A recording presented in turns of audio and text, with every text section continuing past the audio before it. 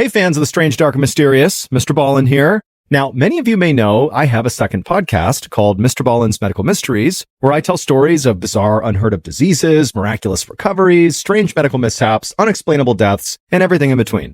And some of these medical mysteries episodes stand out so much to me that I decided I'm going to start sharing them with you right here. The one I'm about to share with you is called It Moves. And I really like this episode because basically right from the start, the creep factor is through the roof because it involves a part of your body that just makes everybody really squeamish. And when you figure out what's found in that part of the person's body, man, it's going to make your skin crawl. But this episode is not memorable just because it's totally creepy. It's memorable because this could happen to anybody. Like, this episode is relatable, which is horrifying. And so after you listen to this episode, I'm convinced many of you will be hooked on MrBallen's Medical Mysteries if you're not already. You can listen to MrBallen's Medical Mysteries wherever you get your podcasts, but you can listen ad-free on Amazon Music or by joining Wondery Plus in the Wondery app or on Apple Podcasts.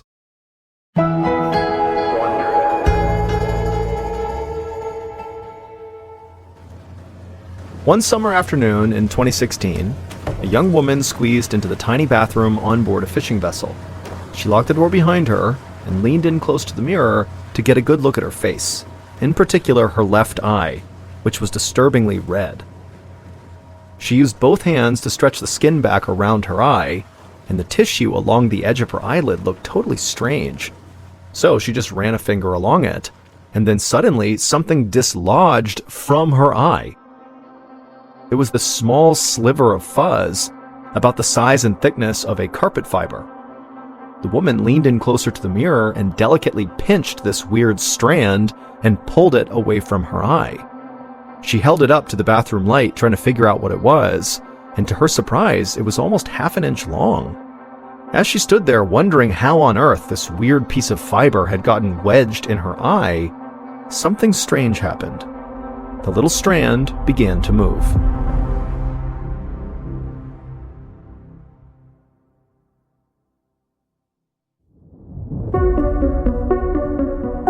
From Ballen Studios and Wondery, I'm MrBallen, and this is MrBallen's Medical Mysteries, where every week we will explore a new, baffling mystery originating from the one place we all can't escape, our own bodies.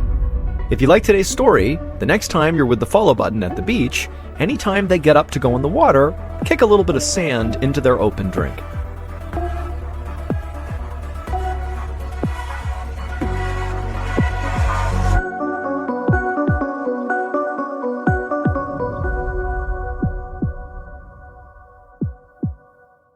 This episode is called It Moves. 26-year-old Abby Beckley perched high in her saddle and spurred her horse into a gallop. She savored the feeling of the wind on her cheeks as she galloped across the pasture towards the stable. Abby had spent the first half of the summer of 2016 renting a room at a converted cattle ranch in Gold Beach, Oregon. She spent her days riding horses and exploring the coast. It was only a half-hour north from where she grew up, so it was a familiar landscape. But being out in nature never got old to Abby. She tried to spend the majority of every summer outside soaking up the sunshine. This August afternoon was her last day at the cattle ranch. She was ready for a new adventure, and tomorrow she was traveling to Alaska to work as a deckhand on a commercial salmon fishing boat. She'd never been out to sea longer than a few days, but Abby was always game to expand her horizons and try new things. Abby pulled on the reins for the horse to stop, then she dismounted and walked the horse into the stable. Once it was in its stall, Abby latched the gate and then walked down the row of other stalls, saying her goodbyes to the other horses. At the end of the aisle was the ranch's one remaining cow, munching hay all alone. Abby gave the cow a little rub on her nose, then she closed the stable door and headed off for her next adventure in Alaska. The next day, Abby took 2 planes and a taxi before arriving in the small town of Craig, Alaska, where her boat was docked. As she walked down the street, she could tell she'd entered a whole new world. The woods on the mountainside were thick and unbroken. The peaks rising above her were snow-capped, even in summer. And the air was crisp in a way she'd never felt before. Abby headed down to the waterfront and saw her boat docked in the harbor. Her first thought was that it looked smaller than it did in the pictures she'd seen. But the crew members who greeted her were warm and welcoming, and one of them led Abby to her bunk and helped her get settled. She was happy to be there and excited for what lay ahead. The next morning, the whole crew had arrived, and once supplies were loaded, the fishing vessel pulled away from shore and headed across the bay towards the open ocean. Right away, it was time for Abby to get to work. She was paired with another young woman named Allison, who was a regular crew member who showed Abby how to work with the other deckhands to cast out the big weighted nets called seines. It was a tricky process. Abby had to help fling the enormous net into the waves with one hand while gripping a rope to drag it back in with the other hand. Also, the net tangled very easily and was surprisingly heavy once it got wet. Abby's first morning was exhausting. Waves kept splashing up on the deck, soaking her and making her shake with cold. Even though it was summer, the wind that whipped across the water had a bite to it.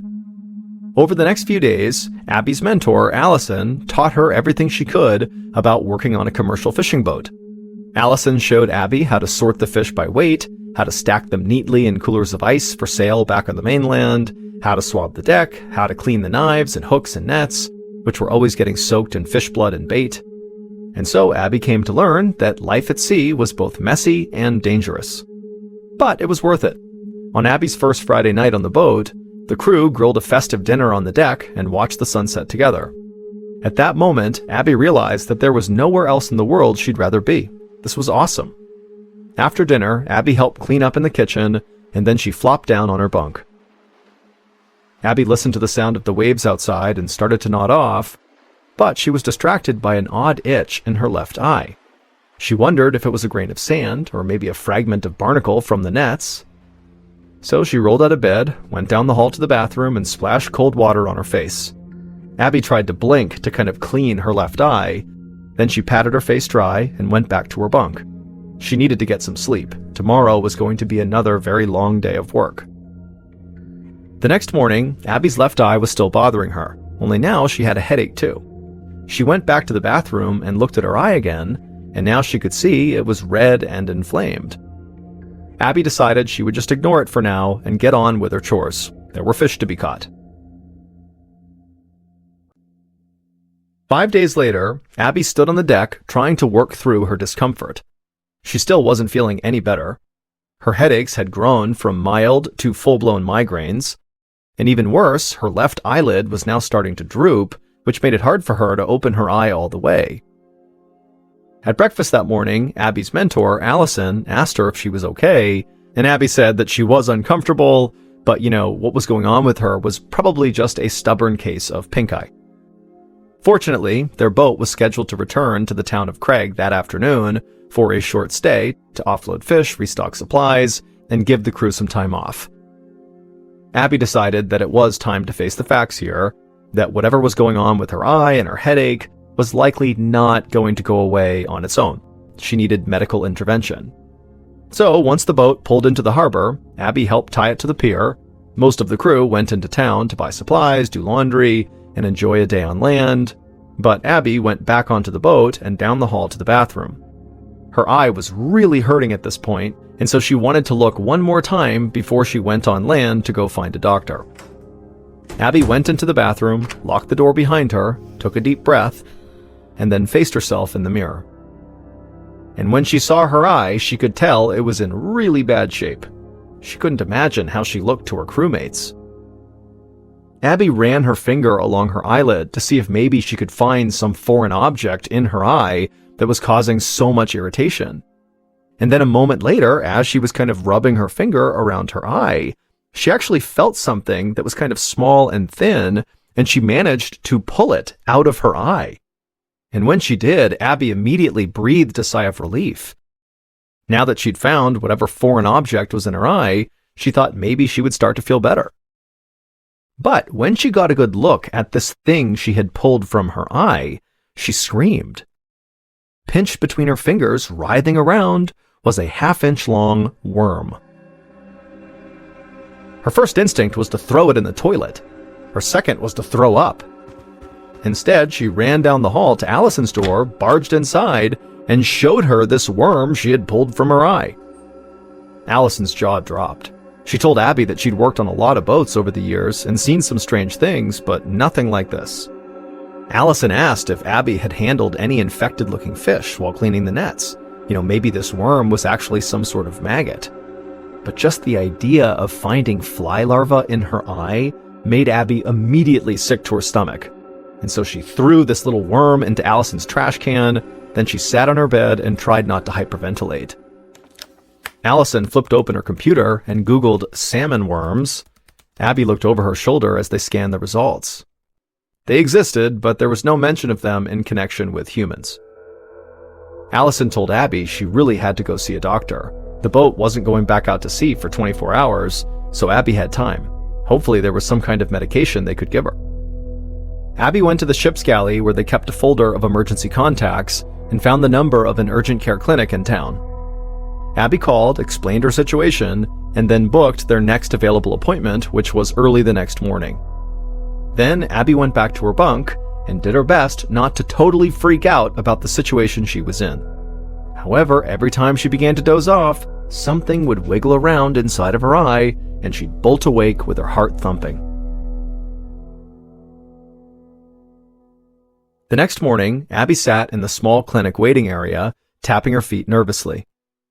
She had arrived early after a terrible night's sleep. Her left eye was totally bloodshot and swollen, and her eyelid was drooping worse than ever. A few minutes later, the doctor called Abby into a treatment room, and right away, Abby told the doctor all about her horrifying symptoms over the past 5 days. The doctor nodded, but admitted he had not seen a case like hers before. The clinic had treated plenty of sailors and fishermen over the years who'd caught odd parasites out at sea, usually from handling old fish carcasses, but those typically affected the intestines, not the eyes. Abby was confused by this. How was it possible that she'd caught something that a local doctor in this area had never treated before? What had Abby done that was so different from the other fishermen? The doctor then had Abby lean back in a reclining chair and swiveled a bright light above her head. Abby squinted while the doctor held her left eye open and gently traced along its edge with a small tool. Then suddenly the doctor froze. Abby tensed as the doctor switched instruments, picking up a small set of tweezers, and then he leaned closer. Abby felt the doctor pluck something from her eye, and then slowly the doctor lifted it towards the light. It was another worm. This one was almost the size of a paperclip. When Abby saw it, she dug her nails into the armrests, totally repulsed. How many of these worms were in her eye? Abby moved to sit up, but the doctor held her down. They were not done. Minutes later, he'd rooted out another worm hiding beneath her eyelid. Abby's mind raced. Where had these worms come from? But even more importantly, why didn't the doctor know what they were or what they were capable of? What if some of these worms had burrowed deeper in towards her brain? Who knew what kind of damage they could cause? The doctor eventually slid his chair back, peeled off his gloves, and sighed deeply.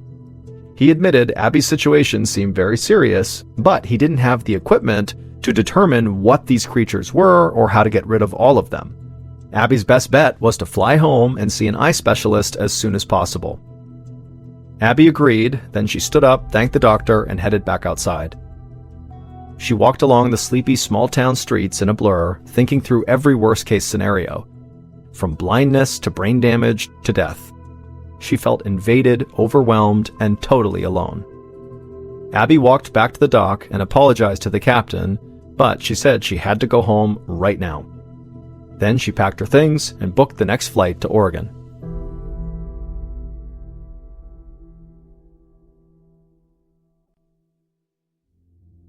The next afternoon, Abby landed in Portland, Oregon. She walked off the plane and took a taxi straight to the ophthalmology department of Oregon Health and Science University. Her stomach churned with worry, but it felt good to be back in her home state. Abby speed-walked into the huge modern medical complex, signed in, and then asked the nurse to please hurry. She checked her eye with her phone's camera. It was still totally blood red, very puffy, and her upper eyelid was drooping so much, Abby wondered how much longer she'd even be able to open her eye at all. Minutes later, the nurse called her name and took her back to a room where several eye specialists were waiting. Once Abby was in there, she explained each stage of what had happened to her. Her weeks on the boat, the worsening inflammation, all the worms she'd removed. They listened and nodded, while one of them jotted notes. When Abby finished, one of the doctors leaned forward and told her that he had some good news. This was likely nothing. He said that patients often come in thinking they have some sort of parasite or weird insect in their eye, but it was usually just mucus. Abby felt her blood rising. The doctor in Alaska did not pull mucus out of her eye. They were definitely worms. He had even sent them to a lab for analysis. The doctors in the room told Abby to lie back on an operating table. One of them pulled up a chair, clicked on a pen light, and shone it into her left eyeball. Abby steadied her breathing while he inspected her eye. A few minutes later, he clicked the light off and slid the chair back. There was nothing there. He suggested she must have interacted with something on the boat and then maybe touched her eye, but whatever worms she'd contracted were gone now. Abby pleaded with them to please wait a bit and try again. She'd gone to bed last night feeling worms moving around in her eye, so she knew they were still there. And so the doctors exchanged doubtful looks, but agreed to let Abby linger a bit longer since she'd come all the way from Alaska. They all got up and left Abby alone in the examining room. Abby sat there staring up at the ceiling, feeling more and more impatient. For once, she actually wanted the worms to be there. Finally, about half an hour later, she felt one squiggle under her eyelid. She shouted to the doctors who were out in the hallway. They dashed inside, peeled back her left eyelid, leaned in close, searching with the light, and then one of the doctors let out a startled shriek. Abby almost laughed. It obviously was not a good sign for experienced medical professionals to react this way, but at least they were seeing what she was seeing. The doctor removed the worm they just saw and placed it in a sterilized container for testing, and then continued examining Abby's left eye. Within minutes, they'd found another 2 worms. The doctors were buzzing. None of them had ever seen anything like this. They asked Abby loads of questions, but Abby mostly had questions of her own for them. Where had she caught these worms, and how could there be so many? Were they breeding and reproducing in her eye? How dangerous were they? And what if this was just the start of something much, much worse? But the doctors were almost as baffled as Abby, and they couldn't really answer her questions, leaving her feeling scared and frustrated. When the appointment was over, Abby left the building and sat in a patch of grass out front. She closed her eyes and tried to focus on the warmth of the sun, but she could still feel the worms moving beneath her eyelid. The following week, one of the world's leading parasite experts, Dr. Richard Bradbury, strode to the front desk of the CDC's headquarters in Atlanta, Georgia. The receptionist handed Dr. Bradbury a package marked urgent. Back in his office, he opened up the package and spread the contents across his desk. There was a container with worms preserved in formaldehyde, along with a case report from a pathology clinic on the other side of the country. Parasites were his specialty, so Dr. Bradbury was used to being sent worms and other weird creatures in the mail. But right away, Dr. Bradbury could tell this was an unusual case. These were worms pulled from someone's eye. Dr. Bradbury knew of only one species that fit this description, a rare parasite known as the California eyeworm. It usually only infected smaller mammals like dogs, cats, or sheep, but every once in a while, it found its way into humans. This was worrying. In smaller mammals, the worm's impact was sometimes mild, but occasionally, the worms would lead to cysts or even blindness. But in a human, the potential harm from these worms was mostly unknown. Dr. Bradbury realized Abby might be in serious danger. He also worried that the condition might be contagious. Was it possible she had spread the worms to other people? If so, he needed to act fast. Dr. Bradbury lifted his pen to fill out the case file and write down that he believed it was a California eyeworm, but he hesitated. Alaska was a long way from California, and the California eyeworm really didn't infect humans most of the time. And so the doctor had this nagging feeling that maybe something different had invaded Abby's eye. Dr. Bradbury took the worm sample and crossed the campus to the laboratory. Using a small set of tongs, he placed one of the worms between 2 small squares of glass and then slid that under a microscope. Zooming in, he immediately saw that this was not a California eyeworm. This worm's mouth and genitalia were a different shape, and other body parts were in the wrong places. The longer Dr. Bradbury studied this worm, the more certain he became that this was something he'd never actually encountered before. Which left him wondering, what was this? He was a parasite specialist with decades of experience. If he couldn't identify it, Who could? Dr. Bradbury consulted the CDC's massive reference collection, which included hundreds of obscure parasites from all around the world. Thumbing through one catalog after another, none of the worms on file matched the one he'd just seen at the lab. It was time-consuming, tedious work, but Dr. Bradbury had built his career on this kind of attention to detail. Going chronologically, Dr. Bradbury dug past the 50s, the 40s, and into the 30s, sifting through every documented parasite the CDC had in its files. His eyes were starting to glaze over when suddenly he stopped. His eyes froze on an unusual scientific drawing.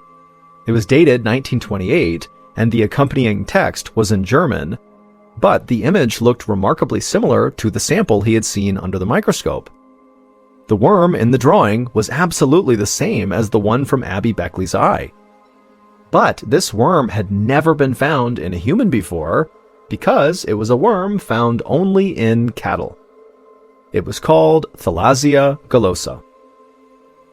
These worms live an extremely strange life. They live, mate, and procreate on the surface of a cow's eye. When they produce baby worms, the cow's eye oozes pus to protect itself. Then the flies that kind of hang around the cow step in the pus and drink up some of the baby worms. The baby worms then grow inside the fly until they get too big, and the fly vomits them out, usually into the eye of a different cow. That's how the disease spreads. But in Abby's case, a fly threw up baby worms into her left eye, and they had been living and growing there ever since. The next day, Abby sat in her apartment listening as the doctor from Oregon Health and Science University explained her diagnosis. She slumped back into her couch, totally repulsed. She was relieved they'd finally solved the mystery, but this was so gross. She thought back to the single cow that was on her summer ranch. Abby had often noticed how flies were always swarming all over the cow's eyeballs, but the cow didn't seem to mind or do anything about them. Abby would never think of that lonely old cow the same way again. Abby asked the doctor what the next step was, and the doctor said they had discussed the situation and had actually decided against sending her medicine. Anti-parasitic treatments would definitely kill these worms, but a dead worm might get stuck in Abby's eye and cause permanent scarring. The safest treatment was for Abby to remove the worms herself, one by one, for as long as it took. Abby groaned. This was not the happy ending she'd been hoping for. But she did it. Every time Abby felt a squirming feeling in her eye, she went to the mirror, leaned in, and then pulled the slimy little creature out of her eye with her fingers. Over the next couple of weeks, Abby would remove 8 more worms from her eye, and at that point it seemed like there were none left. In time, Abby would make a full recovery and she would enroll in college to study psychology. However, no matter who she meets, she rarely tells them that one of her claims to fame is being only the 11th person in North American history to be infected by these eyeworms.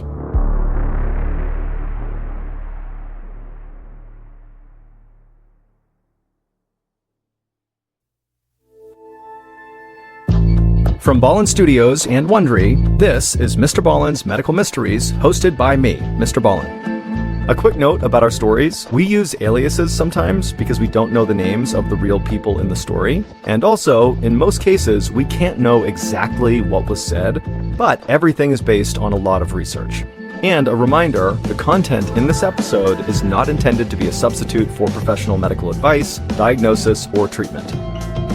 This episode was written by Britt Brown. Our editor is Heather Dundas. Sound design is by Ryan Potesta. Coordinating producer is Sophia Martins.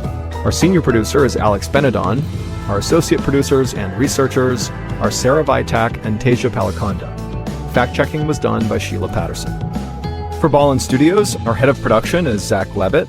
Script editing is by Scott Allen and Evan Allen. Our coordinating producer is Matub Zaire. Executive producers are myself, Mr. Ballen, and Nick Witters. For Wondery, our head of sound is Marcelino Villapando. Senior producers are Loredana Palavoda and Dave Schilling. Senior managing producer is Ryan Lohr. Our executive producers are Aaron O'Flaherty and Marshall Louie for Wondery.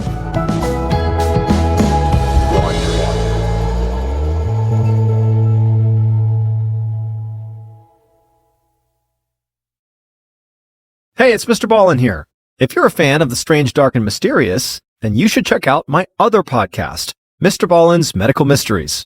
Each week, I dive into some of the most bizarre, mind-bending medical stories you've ever heard. Cases that leave doctors scratching their heads, miraculous recoveries that defy logic, and strange medical mishaps that seem too wild to be real. These stories are more than just eerie. They are a reminder of how unpredictable and sometimes terrifying life can be. Up next is one of my recent favorites from the series. Whether you're new to MrBallen's Medical Mysteries or a longtime listener, I think you'll find it just as captivating as I did. If you like this content, make sure to follow MrBallen's Medical Mysteries on Amazon Music or wherever you get your podcasts. We put out new episodes every week, and each one dives into a bizarre, mind-bending medical mystery that will leave you questioning what you thought you knew about the human body.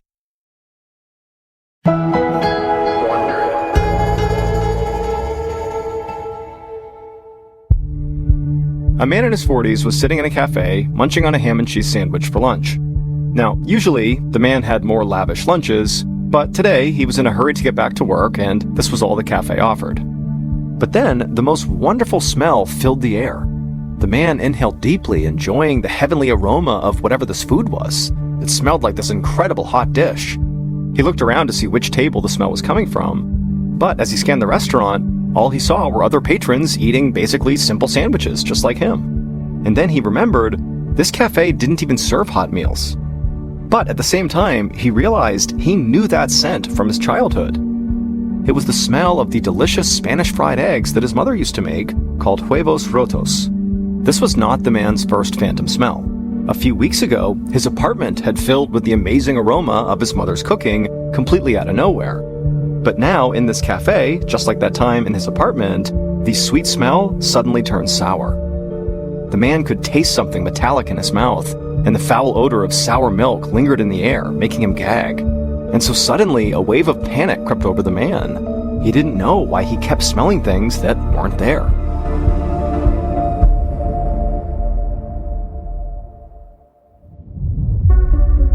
From Ballen Studios and Wondery, I'm MrBallen, and this is MrBallen's Medical Mysteries, where every week we will explore a new, baffling mystery originating from the one place we all can't escape, our own bodies. If you like today's story, ask the follow button to go on a long hike with you, but before you go, superglue a tiny pebble inside one of their shoes. It's common wisdom that diet and exercise are the best ways to maintain your health. As they say, an apple a day keeps the doctor away. But sometimes, no matter how fanatical you are about counting calories and getting daily exercise, there's just nothing you can do to keep certain illnesses at bay. And on this episode, we have two stories about extremely healthy people who find themselves fighting off strange, deadly conditions. The first story is about a marathon runner who suddenly goes through a drastic lifestyle change with no explanation. And the second and final story is about an active older woman who unexpectedly finds herself in the hospital, with doctors struggling to figure out what's wrong with her before it's too late.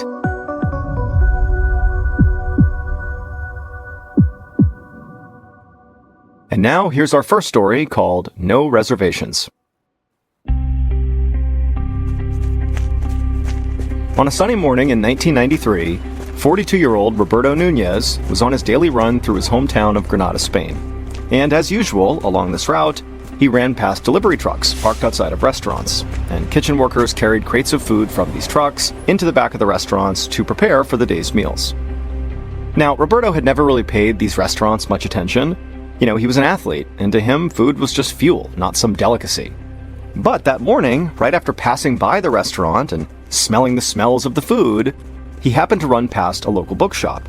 And for whatever reason, something in that bookshop caught his eye. It was a fine dining cookbook, beautifully displayed in the front window. And for some reason, Roberto stopped his run and just stared at this cookbook. Something about the meal on the cover just looked irresistible. He was so drawn to it, he could almost taste the food in his mouth. Moments later, Roberto found himself inside the bookstore, asking for a copy of that book. As the shopkeeper went to go get a copy of this book, Roberto wandered toward the culinary section of the store and began flipping through the other cookbooks. By the time the shopkeeper returned, Roberto had a whole pile of them in his arms. When Roberto left the bookshop, he couldn't run anymore because of how heavy all these books were he'd just bought, and so he walked his way home. And then when he got home, he lined up all of his beautiful new cookbooks on his kitchen counter and just stared for a second, marveling at all the food on the covers. Then he went to his refrigerator to grab a container of yogurt, his usual breakfast. But now, as he stared down at the cup of plain, unflavored goop, his tongue seemed to recoil inside of his mouth. He felt like he could almost taste the plastic container and metal spoon before he even took a bite. Suddenly, Roberto's everyday breakfast seemed totally unappealing. And so for the first time in his entire adult life, Roberto decided to take himself out for breakfast. He walked to the nearest open cafe and read their extensive menu, and all the items sounded delicious. Unable to choose, he just asked the server to bring him the most popular dish and one of every side dish on the menu. 20 minutes later, Roberto's little cafe table was so full of plates, he could barely find a spot to set down his espresso mug. Roberto stuck his fork into a potato omelet seasoned with chives and garlic. He took a bite, and it felt like his tongue was exploding with pleasure. He'd had all these foods before, but they had never triggered a response like this. He felt a rush of joy as he leaned over his cafe table and devoured every bit of food his stomach could fit. A few weeks later, Roberto was pacing in his kitchen on the phone, making reservations at one of the most exclusive restaurants in Granada. For the past couple of weeks, he and his wife had been eating out for almost every meal. Roberto didn't know what had come over him. He'd never been a food person, but now he was spending nearly all his time researching the best restaurants in Granada and then making plans to dine at each of them. Meanwhile, his running shoes sat abandoned in his closet. In fact, he hadn't gone running even once this week. Roberto was a marathon runner, but his heart just was not in running anymore. He'd totally stopped counting calories and monitoring his carbohydrate and protein intake. His only long-term goal at the moment was a grand European road trip so he could try all the famous restaurants he'd been reading about. In fact, calling a travel agent was the next item on his to-do list. He intended to eat at every single Michelin-rated restaurant in the entire world. Roberto finalized another restaurant reservation and then hung up, marking the appointment on his calendar, and then he called the next restaurant on his list. 4 years later, Roberto sat at his computer typing up a restaurant review. By this point, his entire life now revolved around food. Every free second was spent eating, planning to eat, or traveling to the best restaurants all over the world so that he could write about them. Roberto looked a lot different now, too. Roberto had really not been running at all over the past few years, and between that and his sedentary lifestyle and new love of gourmet food, he'd gained a good 60 pounds.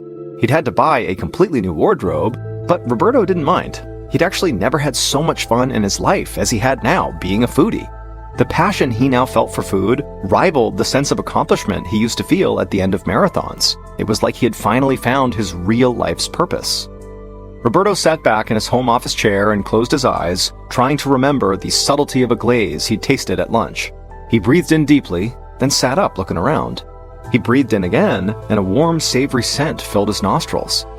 His entire apartment was suddenly filled with this heavenly aroma, even though he wasn't cooking anything at all. It took him a minute to place this wonderful smell, and then he had it. It was his mother's cooking, a spicy potato dish she used to make him when he was a kid. Confused, Roberto went to the kitchen, wondering if maybe his wife had come home and started making dinner without him noticing. But no, the kitchen was dark and empty. So Roberto wandered the house, running scenarios through his mind that might explain the smell. At first he thought, maybe a window was open and outside smells were coming in. But when that wasn't true, he began to wonder, did somebody break in and were they eating inside of his house? Now he knew that made no sense. But the more he wandered the house, the stronger the smell of his mother's cooking became, but there was no reason for it to be in his apartment. It just made no sense. Roberto was feeling freaked out, especially when, moments later, the smell changed from delicious to sour. He stopped and covered his nose as a chemical-like odor filled the apartment. But even with his nose covered, he could still smell it. Worse, he could taste it on his tongue. He gagged a little, then went to the kitchen to spit in the sink. He flung a window open, trying to air out the smell, and then as quickly as the smell had come on, it disappeared. Roberto stood in his living room feeling very unnerved, trying to tell himself that there had to be some rational explanation here. He told himself that it must have been a neighbor cooking a familiar recipe and accidentally burning it on the stove. But despite his best efforts to convince himself that that really happened, he still felt very unsettled as he went back to his computer to finish his review. A month later, Roberto was at a local cafe enjoying one of his favorite breakfasts, a potato and chorizo omelet with a side of fruit and some bread. He'd just finished slathering the bread with some butter when his nose caught a whiff of that same savory scent he had smelled inside of his apartment.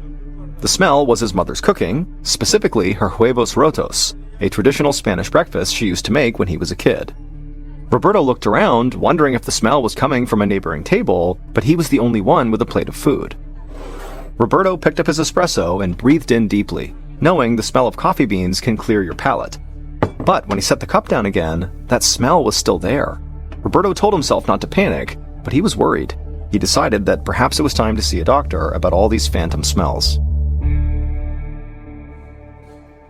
A few days later, Roberto was at a neurologist's office explaining how he was smelling all these things that weren't actually there, and he was concerned that he was losing his mind. Now, the neurologist didn't want Roberto to panic, but he did think Roberto might be experiencing smell hallucinations, and they're rare, but very real, and they can be the sign of something dangerous. The doctor explained that smell hallucinations can be caused by head injuries, upper respiratory infections, and in some cases, brain tumors or Parkinson's disease. Roberto did his best to stay calm. He didn't know what he'd been expecting when he got here today, but certainly not being told he could have a brain tumor or Parkinson's disease. The neurologist could clearly read the fear in Roberto's eyes because he immediately told him, don't worry, they'd run some tests and narrow down the possibilities, then figure out what was going on. They'd start by ordering an MRI. Roberto nodded, still feeling very uneasy. And a few hours later, his unease quickly turned to fear as the neurologist showed Roberto his MRI scan and pointed to a long, slender tumor on his right temporal lobe of his brain. Roberto felt petrified as the neurologist explained that the tumor was called a fibroblastic meningioma. It was putting pressure on Roberto's brain and causing him to have these smell hallucinations. The doctor explained that they'd have to surgically remove this tumor. Roberto felt a surge of adrenaline as he imagined himself undergoing brain surgery. He was going to be sick. He bent over, his arms on his knees, trying to catch his breath. And at the same time, the neurologist assured him that they would take very good care of him. The doctor said he would be with Roberto every step of the way. Roberto stood up and nodded. He knew he needed to call his wife and break the terrible news. But then after that, he would call his favorite restaurant to get takeout for dinner. He was in the mood for some comfort food. A few weeks later, Roberto was at home on his couch watching his favorite cooking show on TV. His head was still bandaged from his 14-hour brain surgery, which his neurologist said had been a success, and Roberto had been making slow but steady progress in his recovery. As he flipped through the channels, the mouth-watering smell of roasted chicken suddenly filled the room. And for a second, Roberto was terrified. Was this another smell hallucination? Did the surgery not work? But then he looked up and saw his wife enter the living room carrying 2 plates of roasted chicken, his dinner. His stomach rumbled, and he thanked his wife as she set his plate down on the coffee table and helped him sit upright. Roberto had not had a single smell hallucination since his surgery, and he was hoping that that meant he was cured. And so feeling like he had a new lease on life, Roberto looked forward to getting back to his food blog and the long list of restaurants he still wanted to try. 12 years later, on March 3, 2010, Roberto, who was now 58 years old, stood on the scale at his neurologist's office for a routine follow-up. Even though it had been over a decade since his brain surgery, he still had to get regular MRI scans to make sure there was no new tumors in his brain. The nurse took note of Roberto's weight. By this point, Roberto had gained approximately 110 pounds since he first took an interest in food. But this just didn't really bother him. He knew he'd been gaining weight steadily over the years, because after all, he ate rich and decadent foods for almost every meal, something he just loved to do. And besides, his career in food had really become quite incredible. Roberto was now a widely recognized and respected food critic. He wrote for prestigious magazines and gastronomy guides, and had been featured in a few newspapers. After that day's scan, Roberto waited inside of his neurologist's office, expecting the same results he got after every other appointment, all clear and good to go.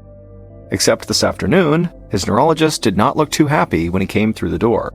He told Roberto that the MRI today showed a growing lesion and mild damage in the same areas where his tumor had been, and he believed that the lesion was likely left over from his surgery a decade ago.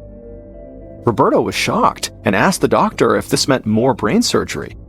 But the neurologist assured Roberto that this lesion was small. So small, in fact, they could very likely manage it without having to resort to surgery. Instead, they would do something called radiosurgery, which is when very focused beams of radiation are used to treat cancer cells in other tissue without any incision. Roberto liked the sound of that and scheduled the radiosurgery for later that week. A month later, Roberto parked his car along a street in Granada and adjusted his tie. Then he opened the passenger door for his wife, and the two of them began walking up the sidewalk on their way to a restaurant opening. And as they strolled along the boulevard, Roberto told his wife the good news. He'd had a follow-up doctor's appointment at his neurologist that afternoon. He'd completed his radiosurgery appointments at the start of the month, and now his neurologist told him that his lesion had shrunk by more than 25% and was no longer pressing on his temporal lobe. His neurologist felt optimistic that the lesion would soon be gone, and Roberto would be in full remission. As they neared the restaurant, Roberto's wife gave him a kiss and told him this was fantastic news. She was so relieved. Then the hostess led Roberto and his wife to their table and removed the shiny gold reserved placard as they sat down. The new restaurant was buzzing with anticipation.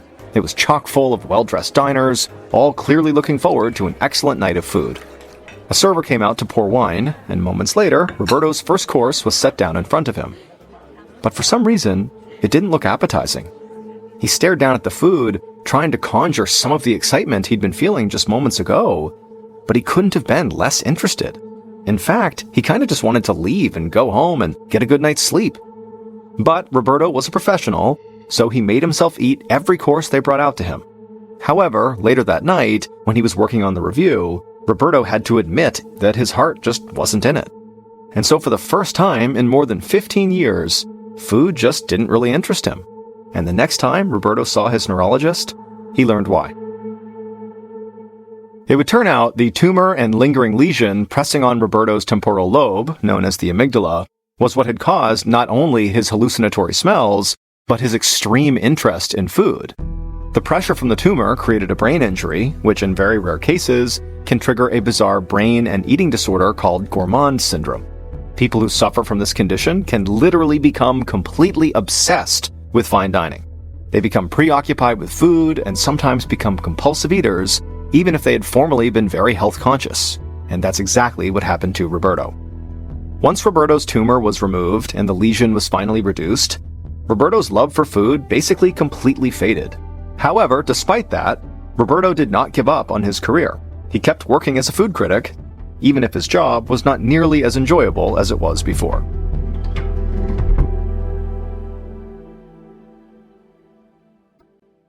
And now, here is our second and final story of today's episode, called The Bitter End. One morning in 2022, a 64-year-old woman named Beth shuffled into her kitchen in Ontario, Canada. It was early, and so Beth was still wearing her pajamas. She opened up her kitchen window to let fresh air blow inside, and as she did, she took in a deep breath and smiled. Beth always reminded herself not to take life's small pleasures, like a cool summer breeze, for granted. She grabbed a loaf of whole wheat bread off the counter and put 2 slices in the toaster. Then she opened her fridge and pulled out a container of green juice and a couple of organic eggs. Beth was extremely health and diet conscious and usually had this same breakfast every morning. She drank 2 glasses of juice while her toast cooked, and she scrambled her eggs. Then she sat at the kitchen table to eat. When she finished, she put her dishes in the sink and walked back to her room to get dressed for her morning jog. But as she was trying to decide what shirt to wear, Beth felt this dull pain in her lower abdomen. At first, she was able to ignore it, but then the pain got sharper and Beth suddenly was clutching her stomach. And then she felt weak, and a wave of nausea made her rush from her closet to her bathroom, where she vomited and then had diarrhea. Beth shakily walked to the sink and drank a few sips of water from the tap. When she looked in the mirror, she saw that her face was beet red. She could feel her heartbeat thudding in her throat, and so she brought 2 fingers up to her neck and began to count her pulse. And she found her heart was absolutely racing, and it really scared her because she had high blood pressure. And so she knew, at any point, something could go wrong with her heart. And so suddenly, Beth feared she might be having a heart attack. She stumbled back to her kitchen, she grabbed her landline phone off the counter, and she dialed 911.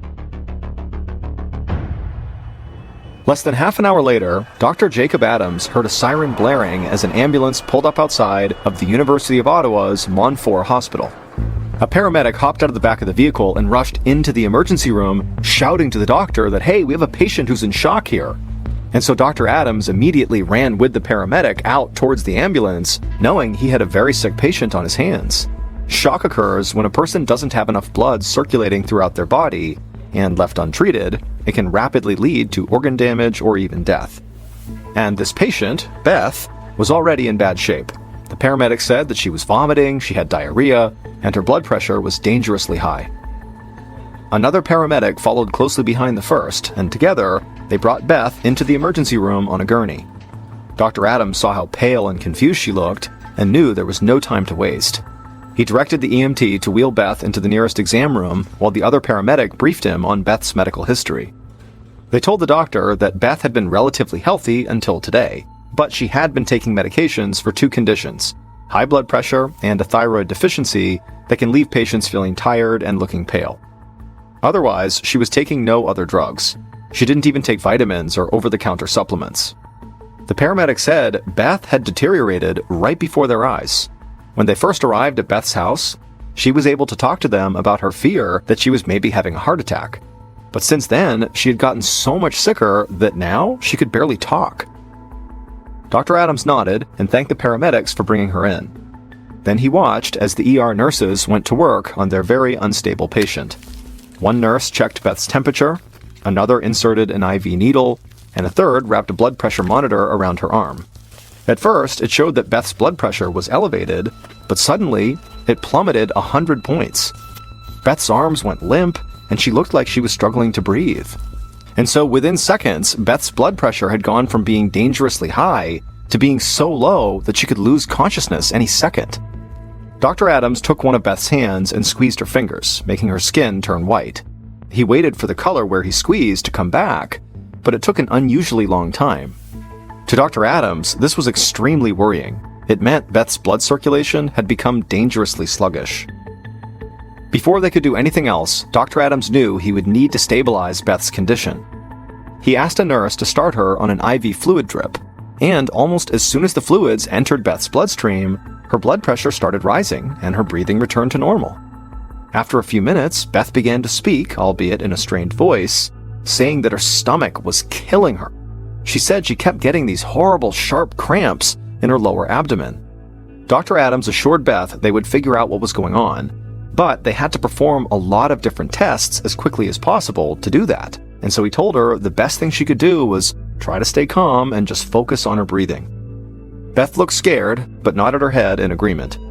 Then Dr. Adams called in 3 different medical technicians who all surrounded Beth.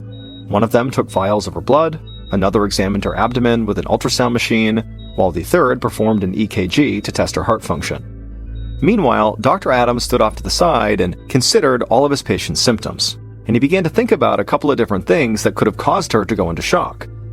Maybe she was having an allergic reaction, or maybe she swallowed some kind of poison, or maybe she was fighting a severe infection. Now, the first 2, allergic reaction and poison, were tough to address right now, but the severe infection could be treated right away. So Dr. Adams called for a nurse to start Beth on broad-spectrum antibiotics, hoping this would stop a potential infection in its tracks.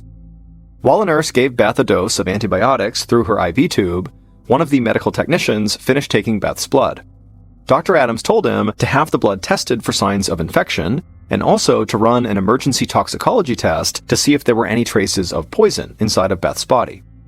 At almost the same time, the ultrasound technician pulled up black and white images of Beth's digestive system onto a computer screen and told Dr. Adams that they didn't see anything out of the ordinary, like fluid buildup or a bowel obstruction. However, the technician who was doing the EKG had much more ominous news. They said the left side of Beth's heart was working much harder than it should have been, a sign that her heart was not functioning correctly. It could mean that the right side of her heart was failing, and so as a result, the left side was trying to make up for it, which Dr. Adams knew could easily put Beth's life in danger.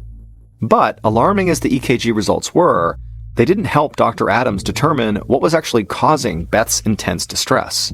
He needed to get a better understanding of how all of her internal organs were functioning. So he decided to bring her into the radiology department for a CT scan, which would take pictures of the inside of her body. The scan only took about 15 minutes, but it revealed that Beth's problems went beyond her heart. Dr. Adams saw that her small intestine showed signs of inflammation, or even a possible obstruction. Though the earlier ultrasound of her abdomen had looked normal, the doctor no longer believed that was accurate. He could tell from the more detailed CT scan that something was wrong after all. And suddenly, Dr. Adams had an alarming thought. Maybe Beth was bleeding internally inside of her digestive system. Severe internal bleeding could explain a lot of Beth's symptoms, including nausea, vomiting, diarrhea, and her sudden drop in blood pressure. But this would be a terrifying diagnosis. If Dr. Adams didn't locate and stop the bleeding right away, Beth could bleed to death. A few minutes later, Dr. Adams received the results of Beth's blood work. Her toxicology report came back normal, meaning technicians had not found any poison in her system, but on the other hand, the results showed she did have elevated levels of a protein found in red blood cells, which did seem to indicate she did have internal bleeding. And just as the doctor set her test results aside, Beth's blood pressure suddenly plummeted again. She went pale and her breathing became labored. Dr. Adams looked up and noticed her IV fluid bag was empty, so he quickly replaced it with a full one, and as soon as the fluids flowed into her system, just like the last time, her blood pressure immediately stabilized.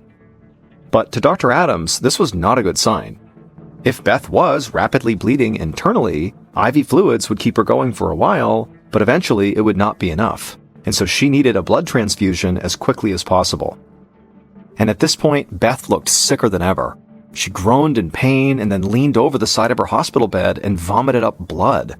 Now, Dr. Adams was certain that she was bleeding internally into her stomach, which was why she was throwing up the blood. He immediately called in a nurse, who began giving Beth a blood transfusion. He also continued giving her IV fluids and started her on drugs that would keep her blood pressure up and reduce acid in the stomach to hopefully slow the bleeding. After all that, Dr. Adams transferred Beth to the intensive care unit, where they met with a gastrointestinal specialist named Dr. Christina King. Dr. King said she needed to insert a tiny camera down Beth's throat and into her abdomen. That way, she could see firsthand where the blood was coming from. Dr. King turned to Beth, whose face was scrunched up in pain, and explained the procedure.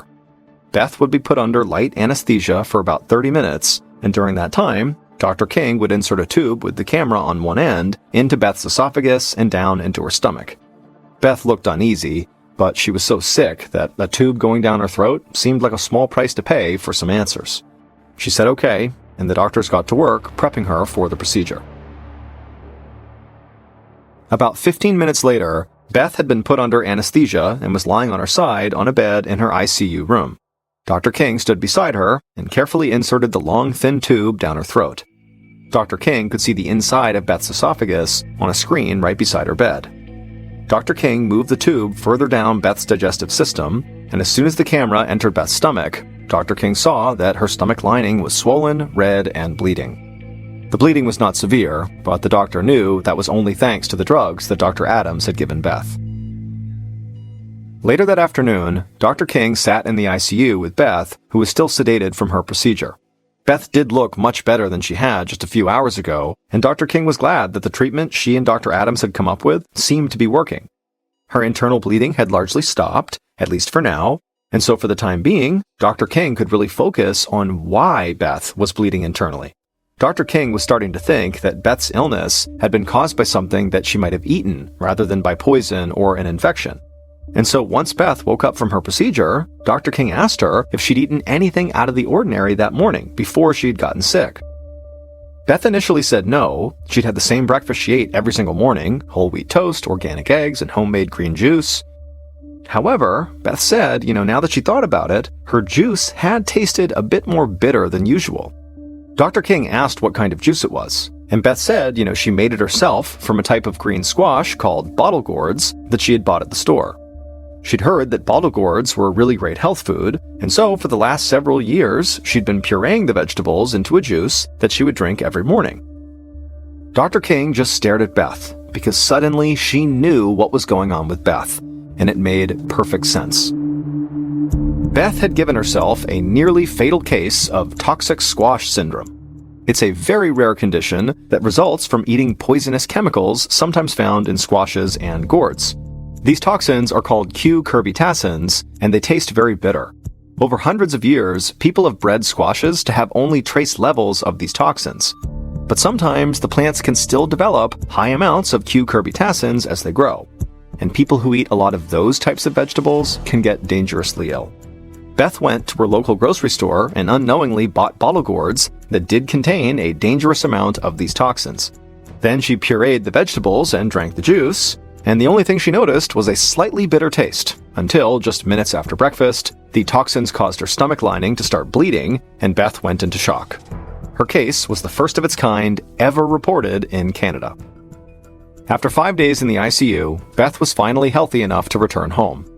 2 weeks later, her doctors called to check on her condition, and she told them that she was feeling fine, except for one symptom. In the past few days, her hair had begun falling out. Her doctors told her that this was actually normal. Delayed onset hair loss had been reported in a number of cases of toxic squash syndrome. Despite her hair loss, which was actually only temporary, Beth would go on to make a full recovery and go back to her normal life, though she found another kind of juice to drink at breakfast.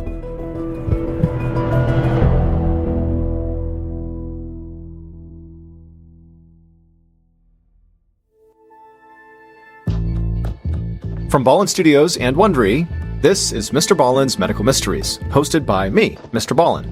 A quick note about our stories: we do sometimes use aliases because we don't know the names of the real people involved, and also, in most cases, we can't know exactly what was said in these stories, but everything is based on research. And also a reminder, the content in this episode is not intended to be a substitute for professional medical advice, diagnosis, or treatment. This episode was written by Aaron Lan and Karis Allen Pash-Cooper. Our editor is Heather Dundas. Sound design is by Andre Plus. Our senior managing producer is Nick Ryan. And our coordinating producer is Taylor Stiffen.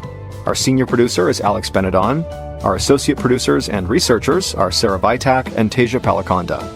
Fact-checking was done by Sheila Patterson. For Ballen Studios, our head of production is Zach Levitt. Script editing by Scott Allen and Evan Allen. Our coordinating producer is Samantha Collins. Production support by Avery Siegel. Executive producers are myself, Mr. Ballen, and also Nick Witters.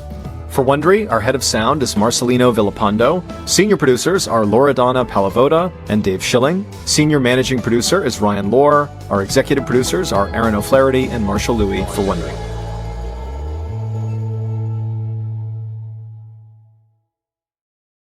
Hey, it's Mr. Ballen here. If you're a fan of the strange, dark, and mysterious, then you should check out my other podcast, Mr. Ballen's Medical Mysteries.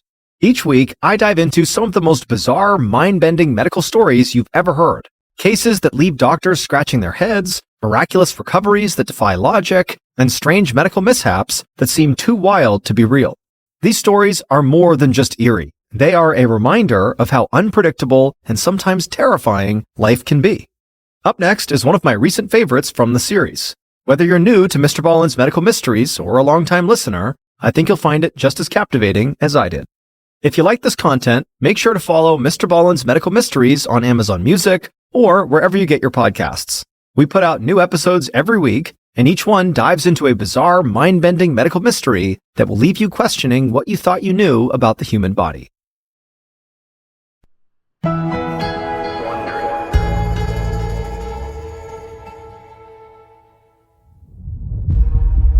In the summer of 2020, a desperate father ran alongside a stretcher in the ICU of an Ohio hospital, holding his daughter's limp hand. She was on a ventilator and was about to be put into a medically induced coma. Just a few weeks earlier, she had been completely fine, but now she was inches from death. Her doctors had no idea what was wrong with her. All they knew was that whatever was going on, it had started when she began hearing a mysterious song.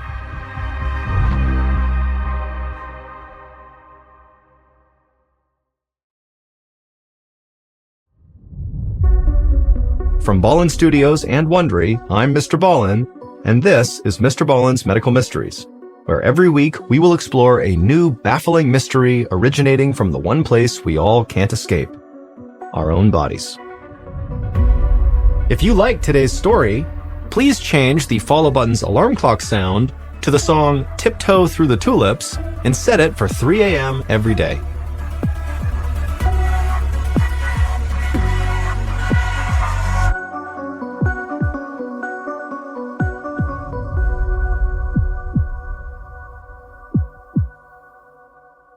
This week's story is called Rare Bird. It was past midnight in June of 2020 in Sandusky, Ohio, and 25-year-old Lauren Wells lay in her bed, wide awake. She had to be up early for work and had been trying to fall asleep for hours, but all night long, the faint sound of music coming from her upstairs neighbors had made sleep impossible. The tune they kept playing was extremely irritating. Sometimes it was very generic sounding, like elevator music. Then it seemed to switch to some kind of strange experimental jazz. Lauren had just moved into her apartment and didn't want to cause any trouble with her new neighbors, but they clearly were not stopping anytime soon. So she finally climbed out of bed and grabbed her broom. She was just about to knock on the ceiling with her broom when the direction of the music suddenly changed. Now it sounded like it was coming from next door. Lauren shook her head in frustration. She didn't want to start a fight with the entire complex, so she climbed back into her bed and threw her pillow over her head.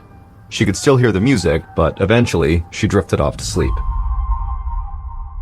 The next morning at 8 a.m., Lauren arrived at her job as a nursing home administrator. She had just been hired 2 months ago, and she was proud that she'd gotten this position at such a young age. Running the nursing home was Lauren's dream job. She loved interacting with the elderly residents and wanted to make a difference in their lives. So even though she was running on fumes at this point from a lack of sleep, Lauren pushed through the day, checking in on staff and residents, and running various meetings. Thankfully, it was a Friday, so Lauren had the weekend to look forward to. She and her friends were heading to one of the islands off of Lake Erie, which is one of the Great Lakes. Lauren hoped some time outdoors would help her regain some energy. And the weekend getaway was just what she needed. The sun was out, there was a gentle breeze over the lake, and the water was cool and refreshing. Lauren was excited to reconnect with her best friends, and on their first night out, they went out to dance and have some drinks. She forgot about work and her annoying neighbors and just enjoyed herself. But as the evening progressed, Lauren found herself using the bathroom more than usual, but she figured it was just because she was drinking. A little while later, when she was on the dance floor, she felt a sharp pain on her left side. The pain stayed with her the rest of the night. She thought it was menstrual cramps and did her best to ignore them. Nothing was going to stop her from having a fun weekend. And by the time she got home Sunday night, she was feeling better, just like she had hoped. But soon after Lauren stepped into her apartment, her good mood evaporated. Her neighbors were playing that annoying elevator music again. The faint melodies seemed to be coming from everywhere and nowhere at the same time. Lauren dropped her bags and shook her head. She wasn't going to let this upset her. It was late and she knew she needed to get some sleep, so she unpacked and got ready for bed. But just like before, it was impossible to relax with that music coming through the walls. She tossed and turned for hours until finally exhaustion overtook her. When Monday morning rolled around, Lauren was definitely not feeling well. She figured she was paying for her weekend of partying, so she tried to shake it off. She made herself a cup of coffee and got on the treadmill for her daily run. But she'd only been on the treadmill for a minute when once again she felt an intense pain in her left side and had to stop running. It almost felt like someone was punching her hard, but from the inside. This pain went far beyond menstrual cramps. She figured something else had to be going on. Lauren thought back to everything she did at Lake Erie. She wondered if she had pulled a muscle while she was out swimming. It didn't seem likely, but she couldn't think of anything else that would explain the pain. Lauren had no idea how she was going to get through the day, much less the week, but she didn't want to call in sick. She was still new to her job, and people were counting on her. So she slowly got dressed while wincing in pain and got ready for work. And as she did, she thought to herself, at least her neighbors weren't playing that god-awful music. Once Lauren arrived at work, she did her morning rounds and sat down at her desk to take care of some paperwork. But as hard as she tried, she just couldn't focus. There was something distracting her. It was that weird music she kept hearing in her apartment. It made no sense that the same music would be playing in the nursing home. Lauren looked around just to see if there were any speakers nearby, but there was none. She tried to ignore the disjointed melody, but it was impossible. It seemed like it was coming from everywhere. But then she realized something that made her heart start racing. If there really wasn't any music actually playing right now, that could only mean one thing. The music was only happening in her head. She wondered if she was going crazy. But before she jumped to any conclusions, Lauren thought of someone who might be able to help her. She had a friend who was an audiologist, which is a doctor that specializes in hearing. Lauren called her right away and explained what was going on. She described the strange, repetitive sound and said it was following her everywhere. Lauren's friend listened patiently, then told her that what she was describing sounded upsetting, but it actually wasn't uncommon. She promised that Lauren was not going crazy. She said that sometimes people can hear melodies in everyday noises like busy traffic or the hum of air conditioners, and just like songs that get stuck in your head, these sounds can do the same thing. Since Lauren was clearly so tired, she was probably more susceptible to hearing these noises. Her friend was sure that once Lauren just got some quality sleep, this weird music she was hearing would go away. Lauren was relieved, but also frustrated. The music was actually the thing keeping her from sleeping in the first place. But she was glad to know that if she could just get some rest, maybe her life would go back to normal. As the week went by, Lauren did her best to stay relaxed, but the music in her head just would not stop, and it continued to make sleep nearly impossible. And so a few days after talking to her friend, Lauren again dragged herself to work, and as she headed down the hall toward her office, she noticed a new odd sensation. Her hands felt like they were covered in a thick layer of dirt, and they felt sticky too, almost as if a glue stick had melted in her palm. She kept scrubbing her hands with soap and hot water, but she couldn't get them to feel clean. Lauren was totally confused. She'd never felt anything like this before. And it wasn't long before that same sensation spread to her feet. Lauren felt like her socks were glued to her toes. At first, it was just a little bit irritating, but then it became totally unbearable. She started going barefoot at work, which helped a little bit. She realized it was weird, but she couldn't stand the thought of putting her shoes and socks back on. Lauren was afraid that there was a connection between her auditory hallucinations and now her hands and feet feeling dirty all the time. But she had no idea what that connection could be. Lauren's instinct was telling her to go see a doctor, but she imagined how ridiculous it would all sound. She hung on to what her friend, the audiologist, had told her about feeling better with some rest. And so Lauren convinced herself that this was the weekend she would finally get some sleep and all these problems would just finally go away. That Saturday night, more than 2 weeks after her strange symptoms had begun, Lauren climbed into bed exhausted. She tried to ignore the strange soundtrack playing in her head, her sticky hands and feet, and the dull pain still in her left side. She pulled the comforter up to her chin, and she tried to meditate, letting the sounds of birds outside her window lull her to sleep. But after a few minutes, Lauren's eyes flew open. She realized that the birds singing outside her window were seagulls. Seagulls live near water, and there was not an ocean or a lake anywhere near her. The seagulls got louder and louder, and finally sounded like they might just fly right into her room at any second. Lauren knew that no amount of rest was going to make them go away, because just like the music, these squawking seagulls were in her head. She couldn't wait any longer. She needed to see a doctor.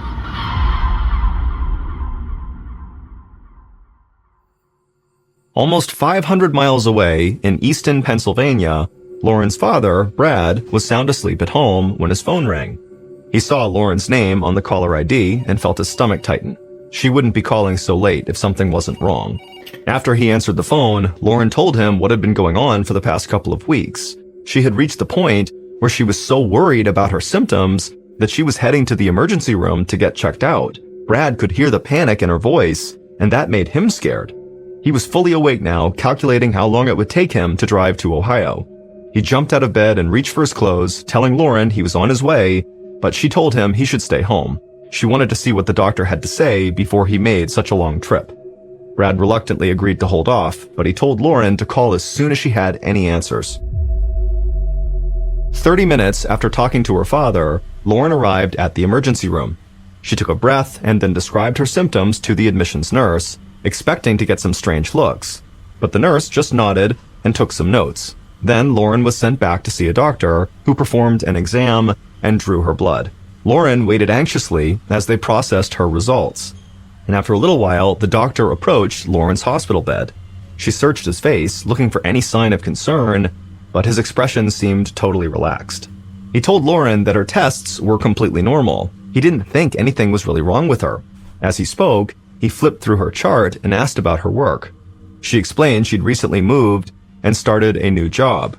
The doctor nodded and said he understood, and he said, Lauren, you're probably just stressed. And then he prescribed her some anti-anxiety medication, and he gave her an order to see a psychiatrist. Lauren was frustrated with the doctor's diagnosis, but he seemed to be certain there wasn't anything else going on with her. So Lauren left the ER feeling somewhat unsettled, and on the way home, she called her father, Brad. Lauren could always rely on him to be supportive and honest with her. She told him how annoyed she was that all these doctors just assumed she was stressed because of her new job. But she was thriving there and loved the new challenge. It didn't make sense to put the blame solely on stress. Her dad said he totally understood her frustration, but the doctors knew what they were doing. He asked Lauren to at least start taking the anti-anxiety medication. With any luck, they'd let her get some sleep, and then at that point, with a clear head, she could reassess her situation. Lauren was not convinced, but she promised her dad that she would try. Later that week, Lauren drove to work as usual. She'd been taking her anxiety medication, but so far, it really wasn't helping. She still heard all the mysterious music playing everywhere she went, and so she really wasn't getting more than an hour or two of sleep at night. She gulped down some strong black coffee, but nothing could cut through her brain fog. She'd been a zombie at work all week, often losing track of what she was supposed to be doing. Lauren turned into the parking lot, pulled into her parking spot, and then got out of her car, and as she walked towards the building, she left the engine running and her keys in the ignition, and her laptop and purse were still on the passenger seat. Lauren entered the conference room in a daze. She felt like she was moving in slow motion, and she barely registered the team of nurses who were already there for the weekly staff meeting. Lauren sat down at the table and tried to read the agenda, but the words looked like a jumble of hieroglyphics. At some point, Lauren tried to say something, but nothing came out of her mouth. She looked at the faces of her colleagues, who were now staring at her in confusion, and suddenly, Lauren realized she had no idea how she had gotten there or what she was supposed to do. The nurses who were at the meeting with Lauren could tell something was wrong with her. They helped Lauren lie down on a nearby sofa and took her blood pressure, which was extremely high. She could hear another nurse calling 911. Lauren tried not to panic, but the fear was overwhelming. Then her mind went totally blank.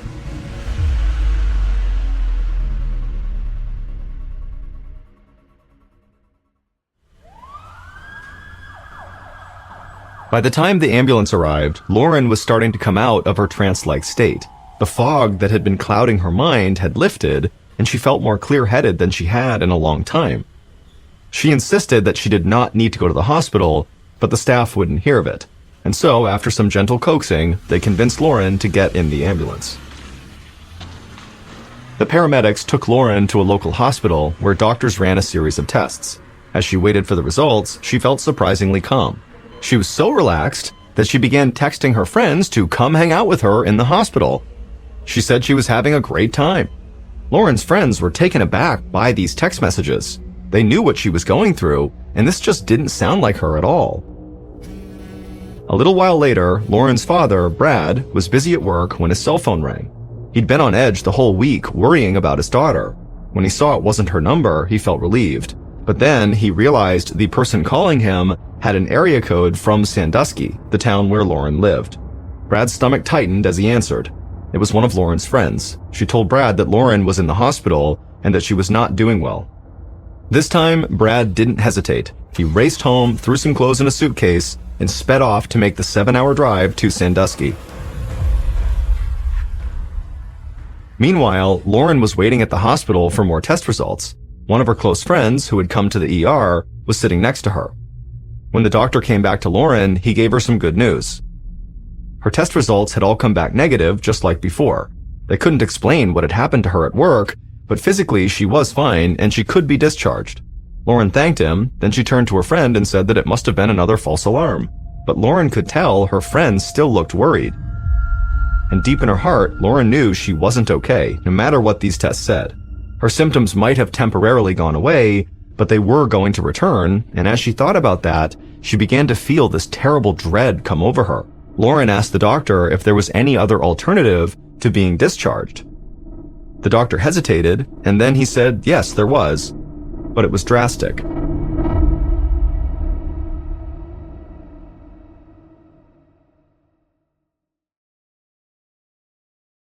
Seven hours later, Brad finally arrived at the hospital in Sandusky, and he raced to the admissions desk. Just moments earlier, his daughter had called him with the stunning news that she was admitting herself into the psychiatric ward of the hospital, and so Brad, all he wanted to do was just get to his daughter. Once he entered the patient area, Brad was greeted by a doctor and brought to Lauren's room, but he was only allowed to see her through a shatterproof glass window on her locked door, and what he saw shook him to the core. Lauren was writhing on the floor, screaming and begging to be let out. She was trying to tear off her shirt. Food was splattered on the walls, and an empty tray and plate were upside down on the floor. Brad was stunned.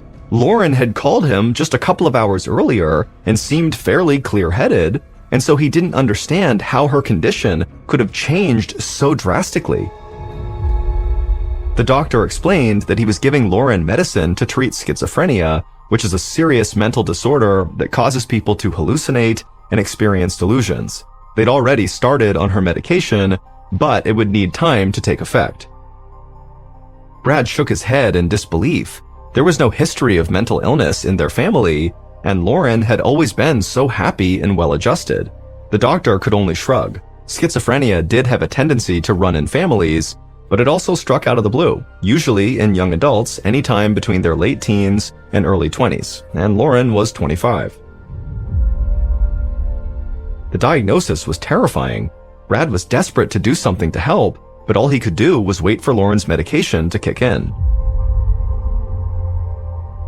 It was early in the morning when Brad left the hospital after Lauren had finally calmed down. He checked into a nearby hotel and sank into an exhausted sleep, thinking about his daughter and praying that she would be back to her normal self by the time he woke up.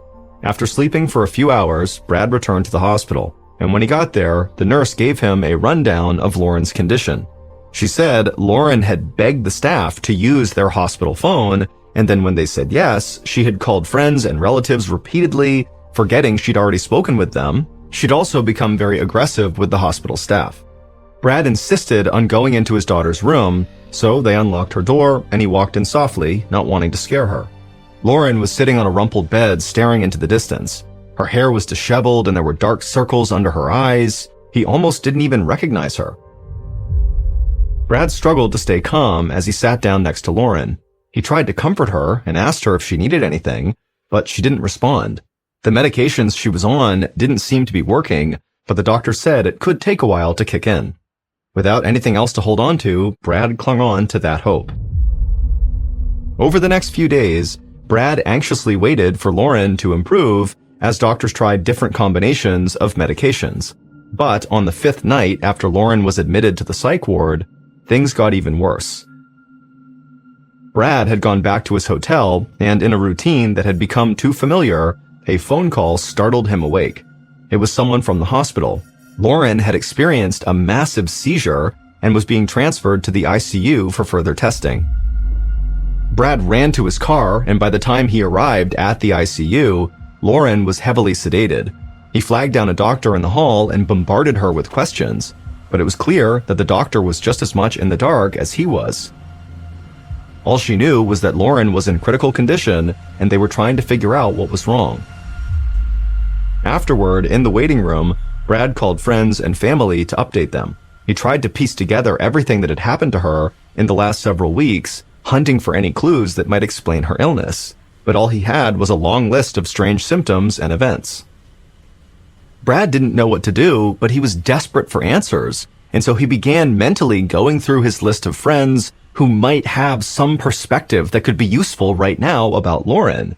And as he did this, one name came up that he and Lauren both had in common: Ken Zemanek. Ken was the father of twin girls who were Lauren's best friends from childhood, and he was also a psychiatrist. And so Brad hoped Ken could provide some perspective about Lauren's mental state. When he got Ken on the phone, Brad was afraid that Ken would tell him the same things as all the other doctors, that it was possible Lauren had schizophrenia, or that Brad just needed to be patient and wait for more test results. But once Brad finished going through Lauren's extensive list of strange symptoms, Ken didn't say a word. After a long pause, he said that the hallucinations and mood swings did point to a mental issue. But what troubled Ken was the seizure. Schizophrenia couldn't have caused that to happen. Ken paused again, and then told Brad he did have another thought, one that could potentially explain everything that had been happening to Lauren. He described it as a, quote, rare bird, or extremely rare condition. He suggested that Brad ask Lauren's doctors to test her for this rare condition. Brad listened intently. It was a long shot, but it was all he had. After Brad hung up with Ken, Brad Googled anything he could find about this rare disease Ken had mentioned. And the more he read about it, the more convinced he became that it was what was happening to Lauren. Brad headed straight to the nurse's station and asked to speak with one of Lauren's doctors right away. For the first time since Lauren's nightmare had started, he felt a real glimmer of hope. The on-duty doctor arrived, and Brad told him about his conversation with Ken Zemanek, but the doctor was hesitant to test for it right away. The condition Brad described was incredibly unusual, and they needed to test for more common conditions first. Brad immediately tried speaking with another one of Lauren's doctors to see if maybe they would test for it, but that doctor said the same thing. They were going to test for common things first, and this doctor would say that in their entire career, they had never seen a patient with something that rare before. And so a parade of specialists marched in and out of Lauren's room, but every test they ran was inconclusive. As the hours ticked by, Brad's frustration grew. The next morning, Brad arrived at the hospital and headed straight to the ICU. As he walked down the hallway leading to Lauren's room, he heard a commotion of voices and the sound of beeping monitors. He ran into his daughter's room and saw a team of doctors hovering over Lauren. She was lying motionless on the bed and her eyes were closed. Brad stood there in shocked silence until a doctor noticed him and rushed over. He told Brad that Lauren's vital signs were dropping and they were working to get her stabilized. And so Brad needed to leave and go to the waiting area until the situation was under control. But Brad was sick of waiting in a medical twilight zone.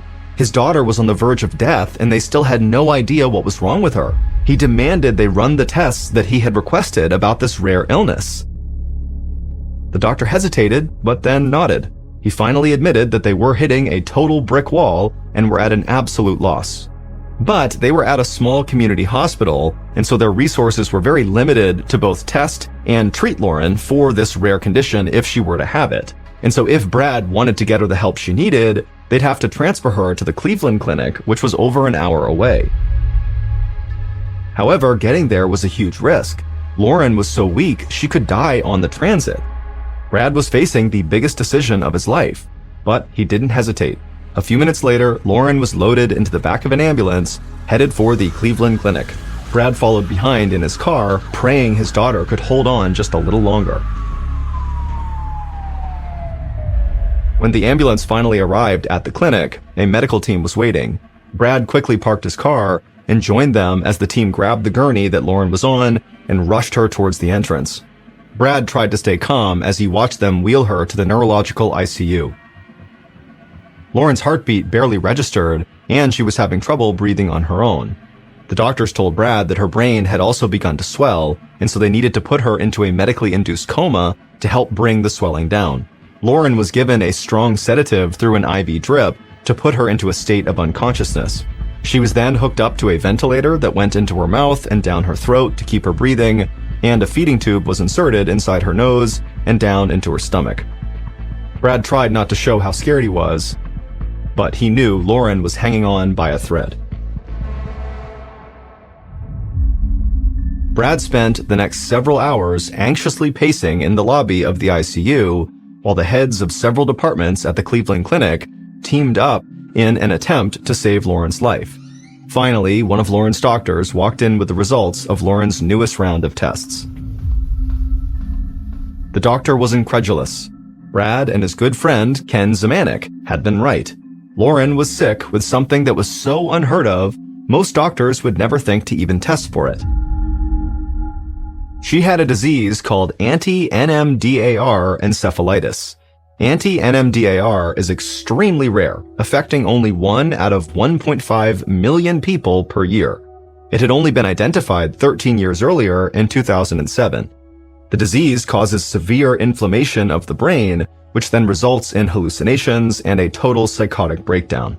This explained almost all of Lauren's symptoms, like hearing the strange music and the seagulls and the sticky feelings on her hands and feet. But it turned out that NMDAR by itself wasn't what caused Lauren to get so sick.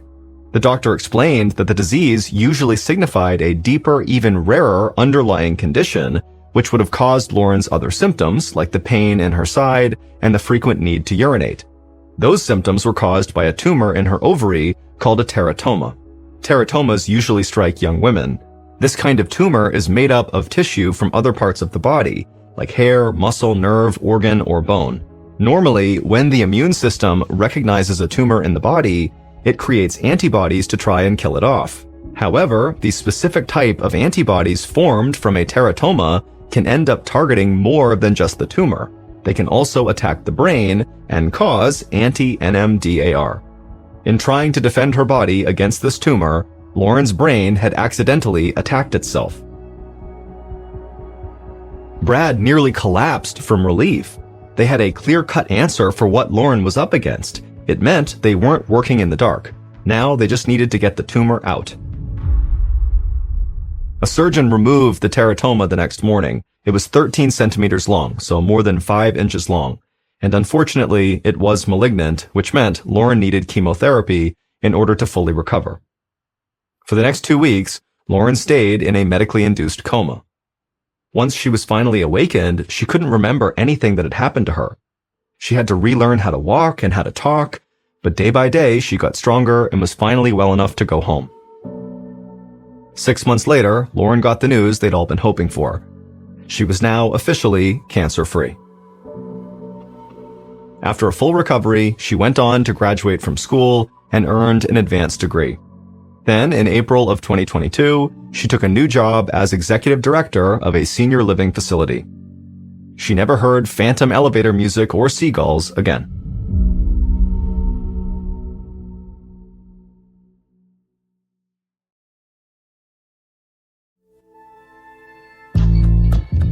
From Ballen Studios and Wondery, this is MrBallen's Medical Mysteries, hosted by me, Mr. Ballen.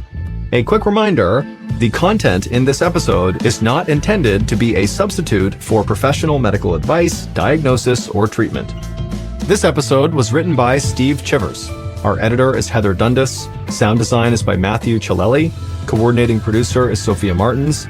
Our senior producer is Alex Benedon. Our associate producers and researchers are Sarah Vitak, Natalie Bettendorf, and Tasia Palaconda.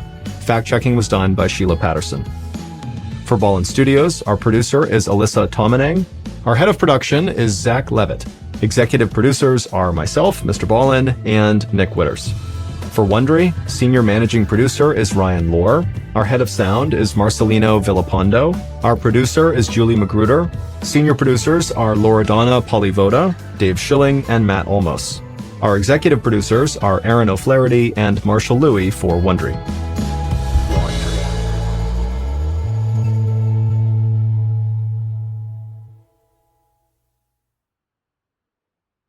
Hey, it's Mr. Ballen here.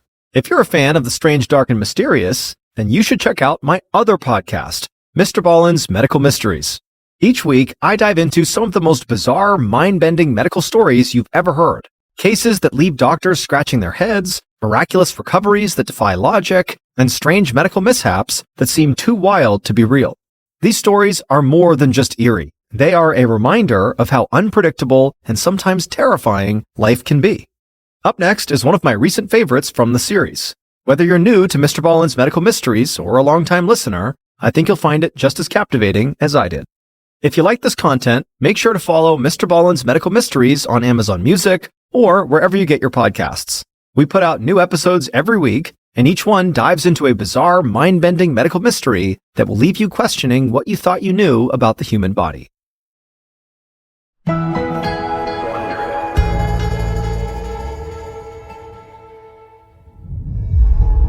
In 1987, a woman walked into a public health center in Goiânia, Brazil, desperate for help. She was pale and weak, and she said a strange sickness was slowly killing her family. The official who saw the woman thought she was exaggerating, but just 24 hours later, he realized she was the key to solving one of the worst disasters in Brazil's history.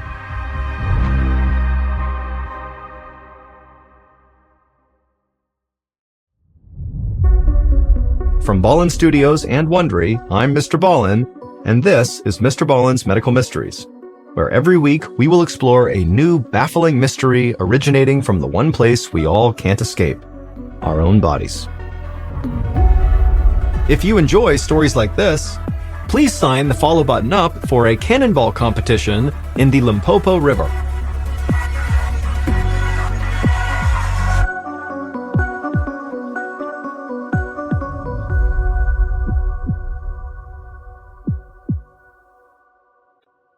This week's story is called A Change in Fortune. On the hot evening of September 20th, 1987, 37-year-old Maria Ferreira hosted a lively family gathering at her small home in Goiânia, Brazil. Goiânia was a cosmopolitan city with nearly 1 million people. Gleaming skyscrapers and tropical fruit trees lined the wealthy downtown area. But there were also areas of extreme poverty. Maria and her husband, Davayer, lived in one of these lower-income neighborhoods where they owned and operated a scrapyard on their property. It was hard work, especially in the intense tropical heat. But Maria and Davayer made a great team. Maria liked to joke that even though Davayer was short and stocky, he always had his head in the clouds. Davayer would tease Maria when she took things too seriously, saying that that was why she had a gray streak in her long brown hair. But on this night, Maria was totally relaxed. There was plenty of delicious food and drink with people she loved, and they were able to pay for it because they had a little extra money from selling more scrap metal than usual. Maria and Davayer had also acquired a rare good luck charm a few days earlier. They never had much in the way of material possessions, but they tried to find beauty in their everyday life. This time, it was in a trinket Davayer had found. As they passed it around the table, she felt grateful for all the good fortune that had come their way. In the chair next to Maria, Davayer scooped a spoonful of black bean and pork stew onto his plate. He was listening to his brother, who was a bus driver, tell a story. He always had something funny to share from one of his routes.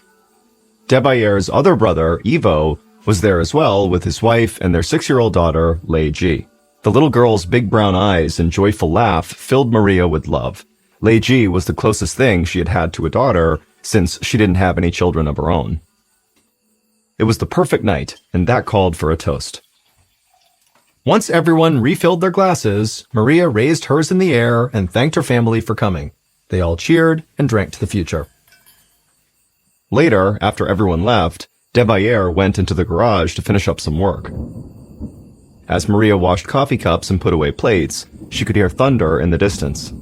The next morning, on September 21st, Maria woke to the sound of rain pelting her tin rooftop. Goiânia's rainy season normally ran from October to April, but this year it had started earlier than usual. As Maria climbed out of bed, she noticed that she didn't feel well. Her body was stiff and her stomach felt upset. She wrote off her discomfort to the previous night's festivities and tried to carry on with her day.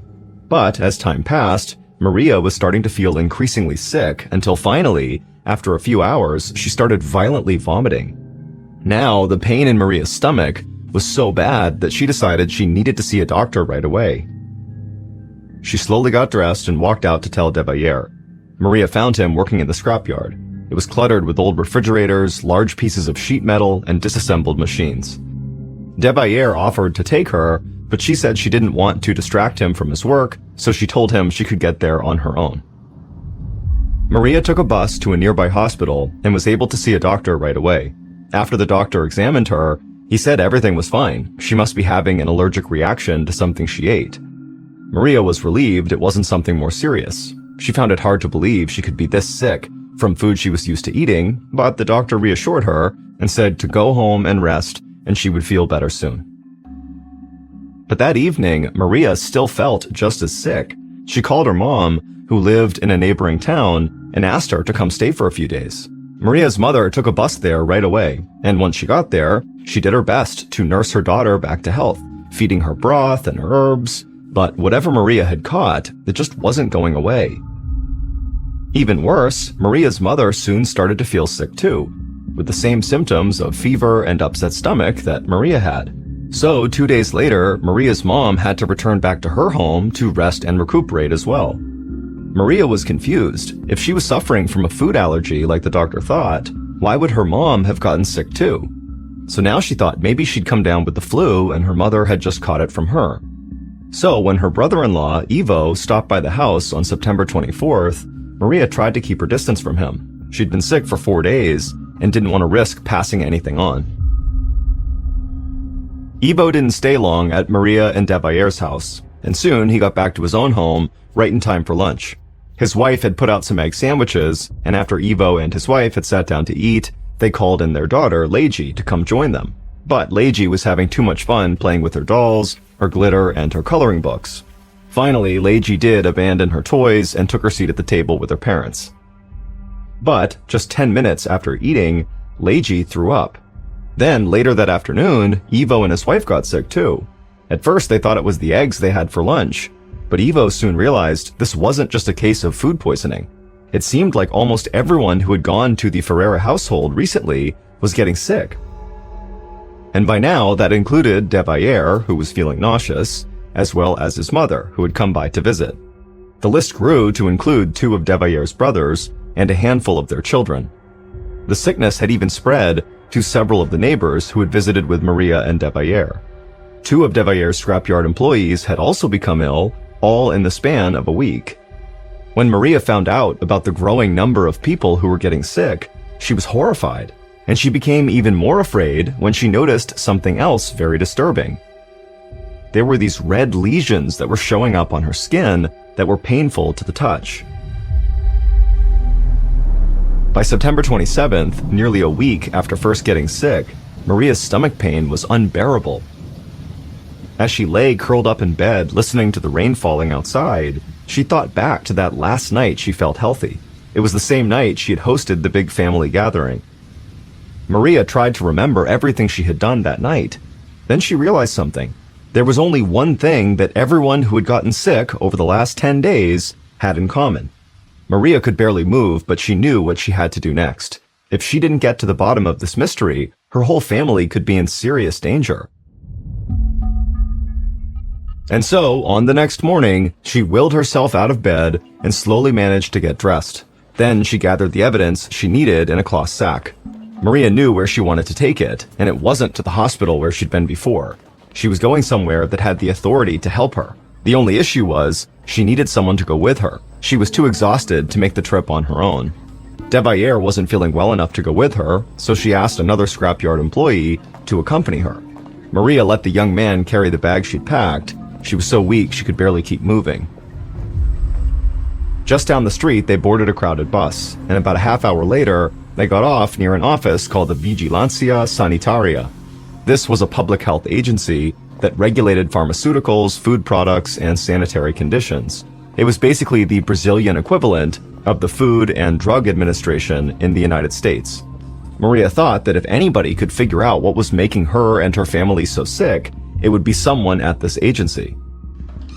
She and her companion entered the plain brick building through a courtyard and were taken into the office belonging to the agency's director. The young man helping Maria dropped the bag he was carrying on the official's desk. Then Maria wiped her flushed face with a handkerchief and explained what it was. She said the contents of the bag were killing her family. The official just stared at her. He looked inside the bag and seemed confused. The items inside didn't look particularly dangerous. He said what really concerned him was Maria. Maria knew she was sweating and visibly shaking, and she noticed his expression as he looked at all the lesions and burn-like marks on her arms. The official told her that right now, she just needed to see a doctor, but he did promise he would take a closer look at what was in the bag. And just to be safe, the official put the bag on a chair in the building's courtyard, then made sure Maria knew how to get to the nearest health clinic. Maria was skeptical. The last time she'd seen a doctor, he'd given her the wrong diagnosis, but she didn't know what else to do, so she and her companion left the agency and headed to the bus stop. Maria insisted that her companion return to the scrapyard and get back to work. Unsure and scared about what she would find out, Maria boarded the bus alone. A short time later, a doctor at this clinic carefully examined Maria and then gave her a new diagnosis.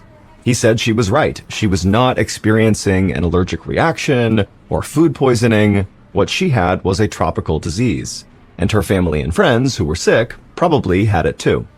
He explained that the unusually heavy rains had been spawning mosquitoes and a host of other bugs that carried infectious diseases.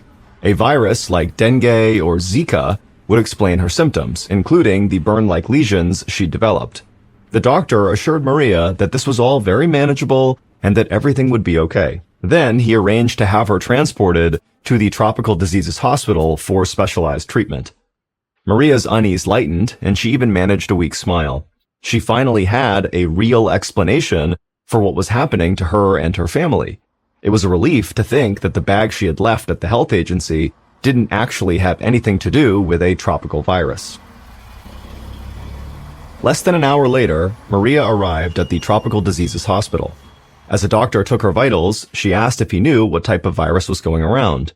But instead of answering her question, the doctor gently took her arm and began closely examining her skin lesions. Then he called one of the nurses over to look at them. The nurse said she'd seen some other patients with similar burns in the last few days. Suddenly, the doctor's face turned serious, which made Maria extremely nervous. He continued to examine her, and then he stepped back. He explained that the doctor at the previous health clinic had been wrong too. Maria's symptoms did not line up with any kind of tropical disease he'd ever treated. In fact, this doctor was afraid Maria's symptoms were connected to another sickness entirely, and if he was even partially correct, they would need to move quickly. This could be a dangerous situation. The doctor asked her detailed questions about the past several days, and Maria shared everything she could remember. She could see the alarm spread across his face the more they talked. Maria felt a terrible wave of panic and nausea start to wash over her, and then she felt like she needed to tell him about the bag.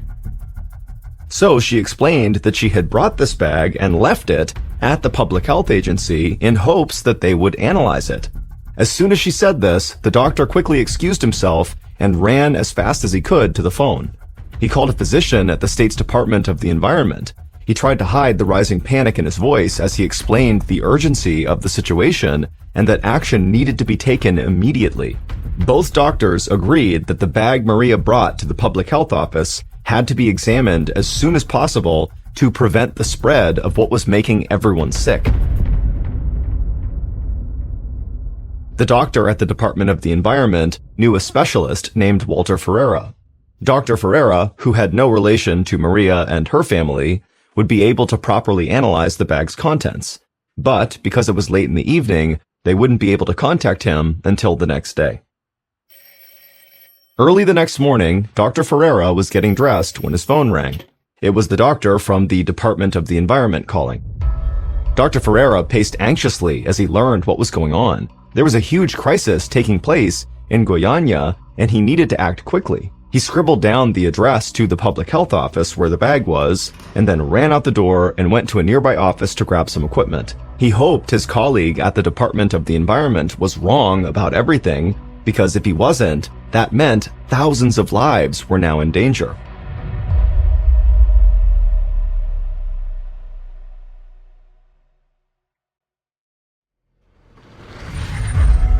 About an hour later, Dr. Ferreira arrived at the public health office. Before he entered the courtyard, he pulled a device out of a case. The device would reveal if their terrible suspicions were correct. He carefully switched on the piece of equipment, but right away it seemed like the device was malfunctioning. And no matter how much Dr. Ferreira struggled to adjust the equipment, it just wouldn't work. The readings were just so impossible that he assumed it had to be broken. Dr. Ferreira was frustrated. Now he would need to go back to his office and swap out this broken device for a new one. So he let the receptionist know he'd be back as soon as possible. Almost 2 hours later, Dr. Ferreira returned with a replacement piece of equipment. When he turned that one on, the exact same thing happened. The readings were impossible. He tried turning it on and off several times, but he just kept getting these totally incredible readings. After a few minutes, Dr. Ferreira was horrified to realize that he had been wrong. Both of these devices had been working perfectly fine, and that meant the reality of this situation was much, much worse. If this situation didn't get handled, the whole city of Goiânia could have a catastrophic health crisis on their hands, and maybe all of Brazil could have a health crisis on their hands. So Dr. Ferreira knew he needed to get to that bag. Dr. Ferreira ran inside the building and was met by the facility's director. Ferreira asked where this bag was, but the director explained that he had become concerned about the bag's contents, so he had called in the fire brigade for assistance. In fact, the firefighters were already there and were about to take the bag from the building's courtyard. Their plan was to dispose of it in a nearby stream.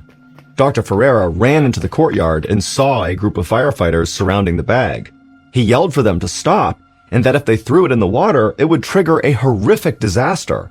He warned them not to touch it and insisted that everyone just evacuate the building. Once Dr. Ferreira was able to explain what was happening, the firefighters realized just how serious this situation was, and they helped him clear the area. But the day was far from over. Dr. Ferreira knew he needed to track down Maria and speak to her about the contents of this bag. He located her at a hospital, but her condition had now worsened to the point where she was just too weak to even talk. But she was able to instruct Dr. Ferreira to just go to her family's junkyard, where he would find her husband, and he could answer any questions the doctor might have. It was noon by the time Dr. Ferreira and his colleague got to Maria and Devair's scrapyard. When they arrived, they saw Devair working next to his garage. Dr. Ferreira introduced himself and tried to shake Devair's hand, but Devair politely refused, and then he showed them the inside of his hand, and there was this huge open sore on his palm. Dr. Ferreira looked at it and then immediately shot a look of worry at his colleague. The doctor knew this type of wound on Devair's hand could only be caused by one thing, and it was the thing that Dr. Ferreira feared the most.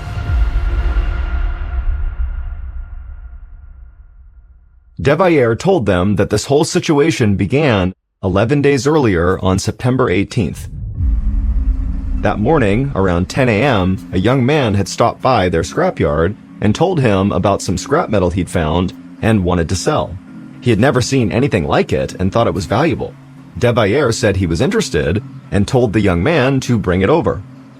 Later that day, the young man returned, now hauling something in a wheelbarrow. Inside this wheelbarrow were the disassembled pieces of a large metal contraption. There was also a small capsule shaped like an oversized thermos. Devair thought both items were made of stainless steel, which would earn him a nice profit. But after Devair examined the capsule more closely, he became even more excited. It was lined with lead, which was an even more valuable metal. Devair paid the man the equivalent of about $30 and brought his new purchases into his garage. He left them there before heading inside to eat dinner. Once he was done eating, he headed back to the garage to start extracting the lead. But when Devair opened back up the garage doors, he was amazed by what he now saw inside. A strange blue glow was now coming from the thermos-shaped capsule. Devair was a deeply spiritual man and thought he might have encountered something supernatural. He grabbed the metal capsule and called Maria into the garage so she could see it too. When Maria saw its unusual glow, she was just as mystified as Devair. They took a closer look and saw that the blue light was coming through a small window on the side of the capsule. The window looked like it had already been punctured with a screwdriver, probably by the young man who had just sold it to Devair. Maria thought there could be a priceless gemstone hidden inside, but Devair was sure that it was actually a holy relic that would bring blessings and good fortune to the family. Devair was determined to continue examining this object. So he poked around the small opening with a screwdriver and removed what appeared to be several small pellets of a glittery bluish powder. The pellets were part of a slightly bigger pile that still sat deep inside the capsule. For all Debayer knew, this luminous powder could be worth thousands of dollars. It could change their lives in a way they'd never imagined. As Debayer told the doctors of this discovery, he remembered how special he felt handling the powder, and he wanted his whole family to experience it. This was the good luck charm they shared at their big family dinner. Over the next few days, Debayer shared his discovery with more family and friends and neighbors, and each time someone came over, he brought out the special glitter. Small groups of people gathered around the capsule and peered through the broken window to admire the glowing powder inside. Many touched the small pellets Debayer had extracted. Seeing how excited everyone was about the powder made Debayer determined to extract the rest of it from the capsule. So a friend came over and, using a screwdriver, helped him remove fragments from behind the glass window. Eventually, they did get it all out. The entire pile was small enough to fit in the palm of Debayer's hand. Once all the powder had been extracted, Debayer gave the capsule to 2 of his employees and asked them to melt it down for metal and sell it to a nearby scrapyard. Then he brought some of the powder to Maria, who in turn dusted it all over her pajamas and bed sheets. Debayer gave a grain-sized fragment to his brother, the bus driver, who rubbed it on his hands before heading into work. And on his shift as a bus driver, he came into contact with dozens of people. Another one of Debayer's brothers dipped his finger in the blue powder and traced a cross on his abdomen for divine protection. Maria's mother handled some of the powder while she was taking care of Maria, and then she too became ill. Around that same time, Debayer had given some fragments to his brother Ivo, and later, Ivo's daughter, Leiji, played with the glittery crystals and rubbed them all over her hands and arms. And then immediately after doing that, she had eaten her egg sandwich and become ill right away. Debayer also shared his good luck charm with several neighbors, who began having symptoms as well. After Maria had spent days wondering what might have caused so many people to get sick so quickly, she finally realized they all had one thing in common. They all had come in contact with this mysterious blue powder. So, on the morning of September 28th, 10 days after buying this capsule, Maria told Debayer she was taking what was left of the powder and the capsule to the local health agency to be analyzed. She placed these remnants in a large cloth bag, then she headed out with one of Debayer's employees to retrieve the parts of the capsule that had been sold to the other scrapyards. She managed to collect most of it. Those were also placed in the bag that Maria brought to the public health office. The story confirmed Dr. Ferreira's worst fears. He asked Debayer about the young man who first sold him the capsule and where he'd gotten it. Debayer said he wasn't sure, but he thought it might have come from some sort of abandoned facility that was located nearby. Dr. Ferreira turned to his colleague and saw that the other doctor's face had now gone white, because he knew exactly where that capsule had come from. It was a clinic that had closed 2 years earlier, a cancer treatment clinic. The capsule had come from a radiation therapy machine, and the magical blue powder that was inside wasn't from a precious gemstone. The powder was a highly radioactive material called cesium-137. When properly contained in the capsule, the powder's destructive capabilities could be used for focused cancer treatments. But without that protective shell, the powder became one of the most lethal substances on Earth. Maria and the others were not suffering from a tropical disease or any of the other things that doctors first thought. They were experiencing massive radiation poisoning, and the lesions they had developed were radiation burns. The handful of powder that Debayer found was enough to make more than 200 people extremely ill and place thousands more in danger. Dr. Ferreira knew all this because he was a medical physicist, and the tool he had tried to use outside of the public health agency was a radiation detector. He thought both detectors were broken because they were making so much noise and their readings were so high they were literally off the charts. But the detectors were correct. They were reading such high levels of radiation in the vicinity of where this bag was that contained the powder that the federal government would have to get involved. And now that Dr. Ferreira had confirmed just how serious the situation had become, He contacted Brazil's Nuclear Energy Commission. Within a matter of hours, they started testing thousands of Goiânia's residents for radiation poisoning in the city's sports stadium. On the morning of September 30th, 13 days after Devayer bought the capsule, workers in hazmat suits arrived in the courtyard of the health agency to properly dispose of the bag that contained the radioactive material. The abandoned cancer clinic, where the blue powder was first discovered, was demolished as well. On October 23rd, Maria Ferreira finally died. Her niece, Leiji, also died on the same day. They were each buried in special fiberglass, lead-lined coffins to prevent radiation from leaking out. By the end of the month, Devayer's 2 young employees also died as a result of the exposure they had received when they melted down the capsule for Devayer. While Maria's husband, Devayer, survived the tragedy, he never mentally recovered. Devayer died in 1994, 7 years later. Thankfully, no one else died from the radiation exposure, but many others sustained amputations, severe burn scars, and lifelong medical conditions. The Goiânia incident remains one of history's deadliest disasters involving medical radiation.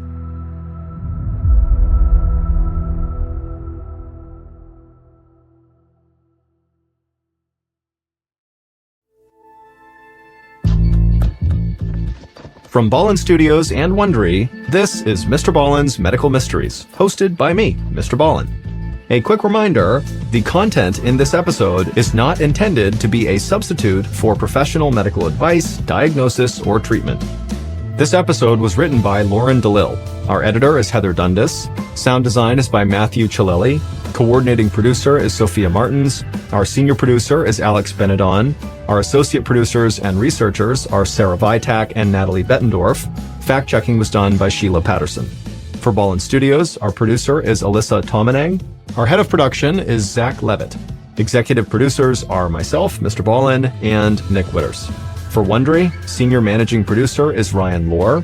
Our head of sound is Marcelino Villapondo. Our producer is Julie Magruder.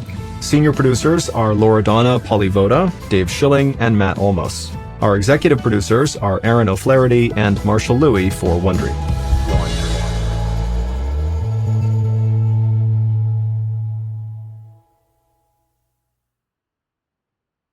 Hey, it's Mr. Ballen here.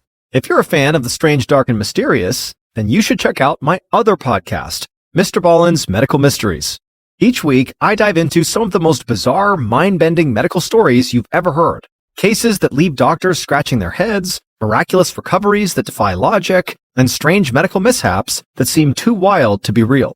These stories are more than just eerie. They are a reminder of how unpredictable and sometimes terrifying life can be. Up next is one of my recent favorites from the series. Whether you're new to MrBallen's Medical Mysteries or a longtime listener, I think you'll find it just as captivating as I did. If you like this content, make sure to follow MrBallen's Medical Mysteries on Amazon Music or wherever you get your podcasts. We put out new episodes every week, and each one dives into a bizarre, mind-bending medical mystery that will leave you questioning what you thought you knew about the human body.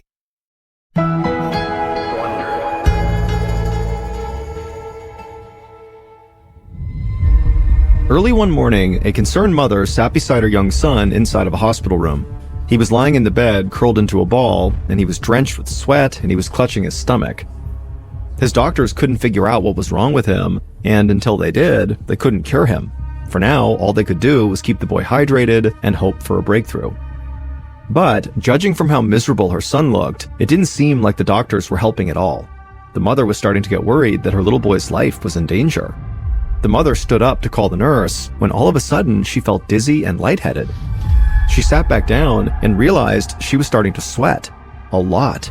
This was exactly how her son's illness had started. Whatever he had, now she had it too. What she didn't know, though, was that thousands of other people were experiencing the same terrifying symptoms too. This was just the beginning of an outbreak that would spread across the entire United States. And there was no cure in sight.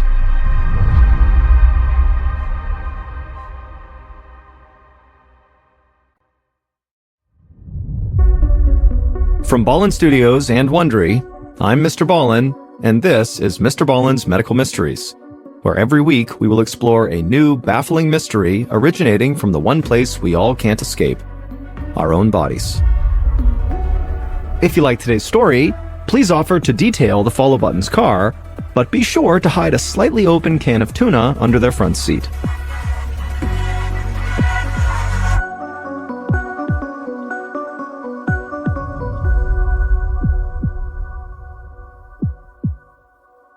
This episode is called Common Ground. On August 8th, 1998, Sharon Anderson's eyes shot open to the sound of her 8-year-old son's wailing. She glanced over at the bedside clock and saw it was only 4 a.m. Toby, her son, was a very deep sleeper, so she knew it had to be something serious to wake him up at this hour. So Sharon jumped out of bed and rushed down the hall to his room. Toby was still in his bed, and he was holding his belly with both hands. He was covered by a film of sweat, and he was moaning in pain. Sharon laid the back of her hand on Toby's forehead, and she found that he was burning hot. In fact, he felt much hotter than when he normally got sick. Sharon knew her son needed medical attention right now. She rushed back to her bedroom, woke up her husband, and told him to go get the car ready so they could drive their son to the emergency room. Then she ran back to Toby's room, she scooped him up in a blanket, and carried him down the hall. It was still dark out as Sharon and her husband loaded Toby into their car. Fortunately, the streets of Minneapolis were empty at that hour as they raced to the nearest hospital.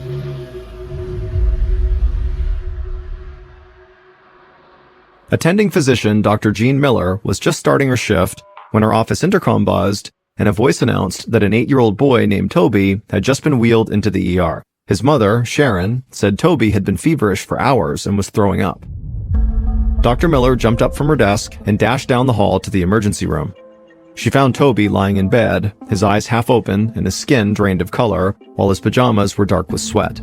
The boy's parents hovered beside the bed looking worried and helpless. Dr. Miller called for a nurse to bring an IV saline drip to get some fluids into the boy. Then she measured his heartbeat and listened to his breathing. But the child's intense stomach pains suggested that whatever was going on was an intestinal issue. That covered a lot of possibilities, from food poisoning to something much more serious like appendicitis. Dr. Miller asked Toby's parents if he'd eaten anything unusual lately. They looked at each other and listed various meals from the past few days, but then said that nothing out of the ordinary came to mind. Dr. Miller nodded, then asked Toby where it hurt most. With very shaky hands, Toby pointed to his stomach. Tears formed in his eyes, and he told Dr. Miller the pain was getting even worse. Dr. Miller smiled calmly, doing her best to hide her concern that Toby seemed to be sinking. The doctor grabbed a phone off the wall and called the lab to order blood and stool samples. That would likely identify what was happening inside of Toby's body. The doctor was pretty sure it was some kind of food poisoning, but the boy's intense discomfort suggested that it could be more serious than your run-of-the-mill 24-hour stomach bug. Dr. Miller took the parents aside and told them to make a list of every food and every place that Toby had eaten in the past 4 days. Dr. Miller promised they would find out what was happening to their son and they would do everything in their power to make him right again. A few hours later, Dr. Miller's phone rang. It was the lab with Toby's results. They found blood in Toby's stool, which indicated intestinal bleeding, most likely from bacteria in his food. So Dr. Miller had apparently been right. It was some kind of food poisoning. Now they needed to figure out what kind of food poisoning it was. The lab technician said they had already isolated the bacteria from Toby's stool for closer analysis. Dr. Miller thanked the technician and hung up. The good news was that they were now closer to knowing what was making Toby sick. But the bad news was, until then, Dr. Miller could not really aggressively treat Toby's illness.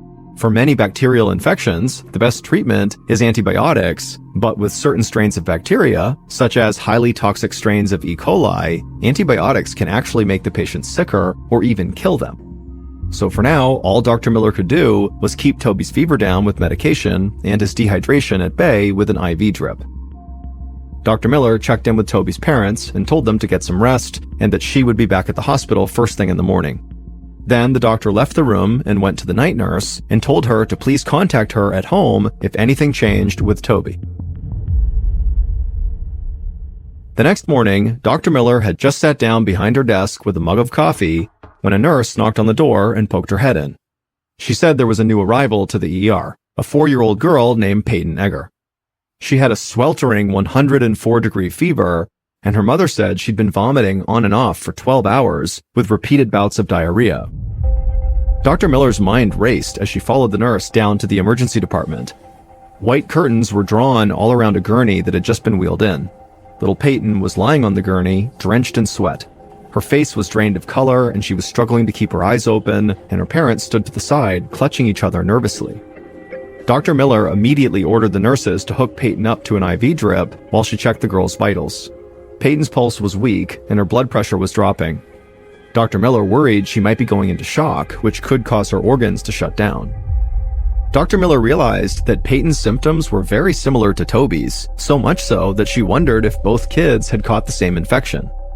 Peyton's parents told Dr. Miller that their home was in a suburb north of Minneapolis, which was nowhere near where Toby's family lived. Still, Dr. Miller thought there must be something these two kids had in common. Dr. Miller called the lab and told them she wanted full blood work run on Peyton, plus stool samples tested as well. Then, Dr. Miller took Peyton's parents into the hallway and asked them for more details. The mother said that Peyton had been complaining of stomach pains last night, but it really hadn't seemed that serious. But at around midnight, Peyton woke up crying from all the pain and then began vomiting.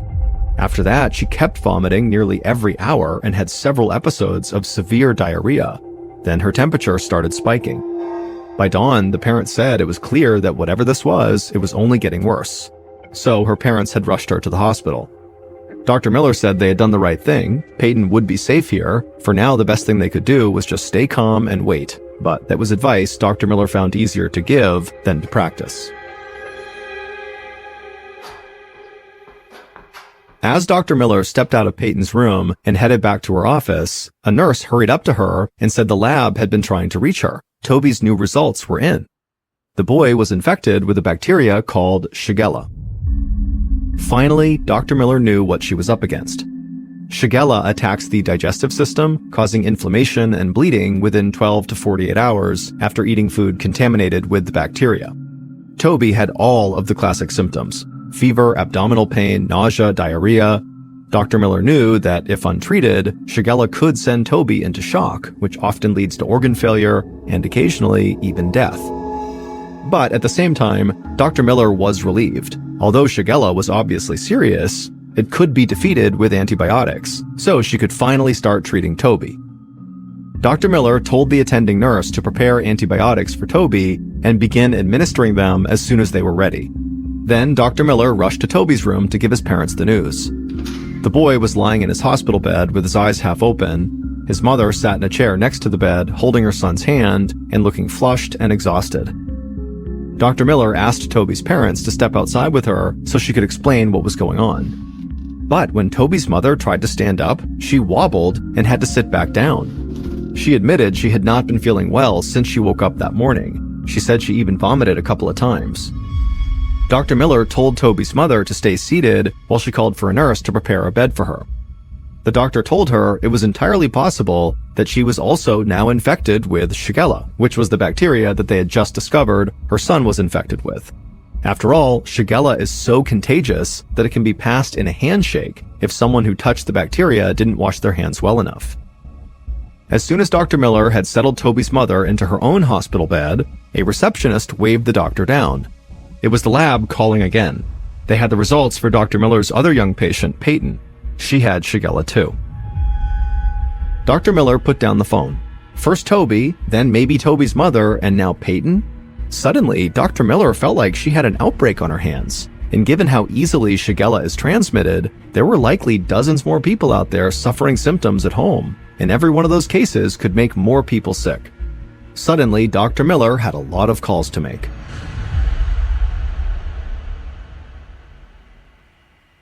Later on that same afternoon in August of 1998, a young epidemiologist at the Minnesota Department of Health named Dr. Julie Wickland was sitting at her desk when her secretary buzzed. She told her there was an urgent call coming in from a local hospital. Dr. Wickland was only in her 20s and still trying to prove herself professionally, but one thing she had already learned was that being an epidemiologist meant everything was a potential emergency. People's lives were always on the line. She picked up the phone and called Dr. Miller, who described the potential Shigella outbreak she was facing. 3 cases in her hospital, and likely a lot more people at home right now who just weren't sick enough to head to the hospital yet. But soon they would be. Once Dr. Wickland was done hearing from Dr. Miller, she requested to have Toby and Peyton's families fill out food history charts with everything they had eaten in the past 4 days. Then she met with her team at the Department of Health and assigned some of her best investigators to join her on this case. By the time she got back to her office, Dr. Wickland's secretary came in holding a stack of papers. The families had already filled out and faxed over their kids' food histories. Dr. Wickland spread them out on her desk and scanned them to look for commonalities. Right away, she noticed a pattern. They had all eaten at a restaurant called Roberta's. The odds were extremely low that both Toby and Peyton's families had eaten at the same place in the same 4-day window, especially considering how far apart they lived. And so this was exactly the type of breakthrough Dr. Wickland was hoping for.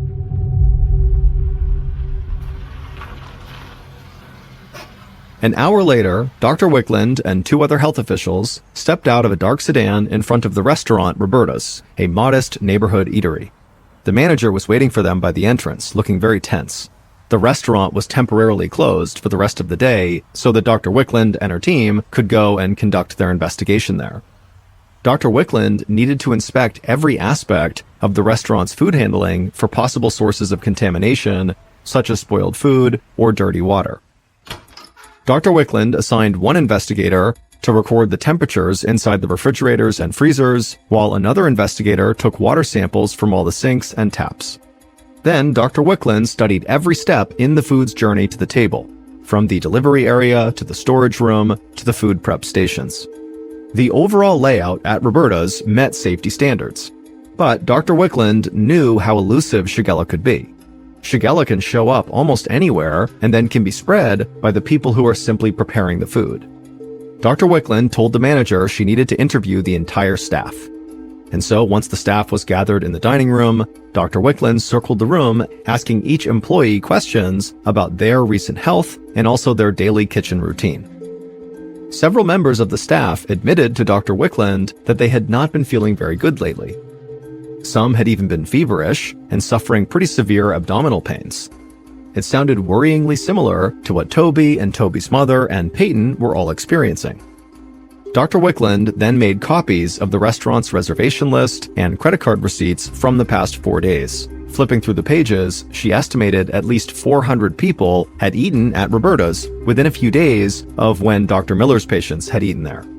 All of these diners were now at risk of getting Shigella. Back at the office, Dr. Wickland wrote up a questionnaire for all of Roberta's 400-plus diners. She needed to determine how many other customers out there were suffering similar symptoms. If any of them had contracted Shigella but didn't realize it, they could be infecting other people. These people needed to be notified right away, or else the situation could get much worse. The next morning, when Dr. Wickland arrived at her office, she learned that one of Roberta's employees had tested positive for Shigella. This confirmed that everyone who had eaten at the restaurant could now potentially be infected with the Shigella bacteria. But at least she now had a pretty good idea where the Shigella was coming from, a sick food prep worker who likely had not washed their hands properly. Dr. Wickland's first step was to call Roberta's and order the restaurant temporarily closed until the Shigella outbreak was totally contained. Then Dr. Wickland called Dr. Miller to get an update on her patients. Dr. Miller told her that Toby's mom was doing fine, but Toby and Peyton were struggling. Shigella is always harshest on the young and the elderly, and the children's conditions were not getting better. If they didn't start getting better soon, Dr. Miller feared they could go into shock and die.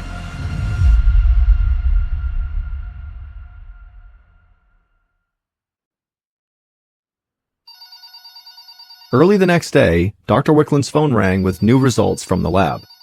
Several more employees at Roberta's restaurant had tested positive for Shigella. This meant that the disease outbreak was not coming from a single unsanitary worker. It was coming from lots of places.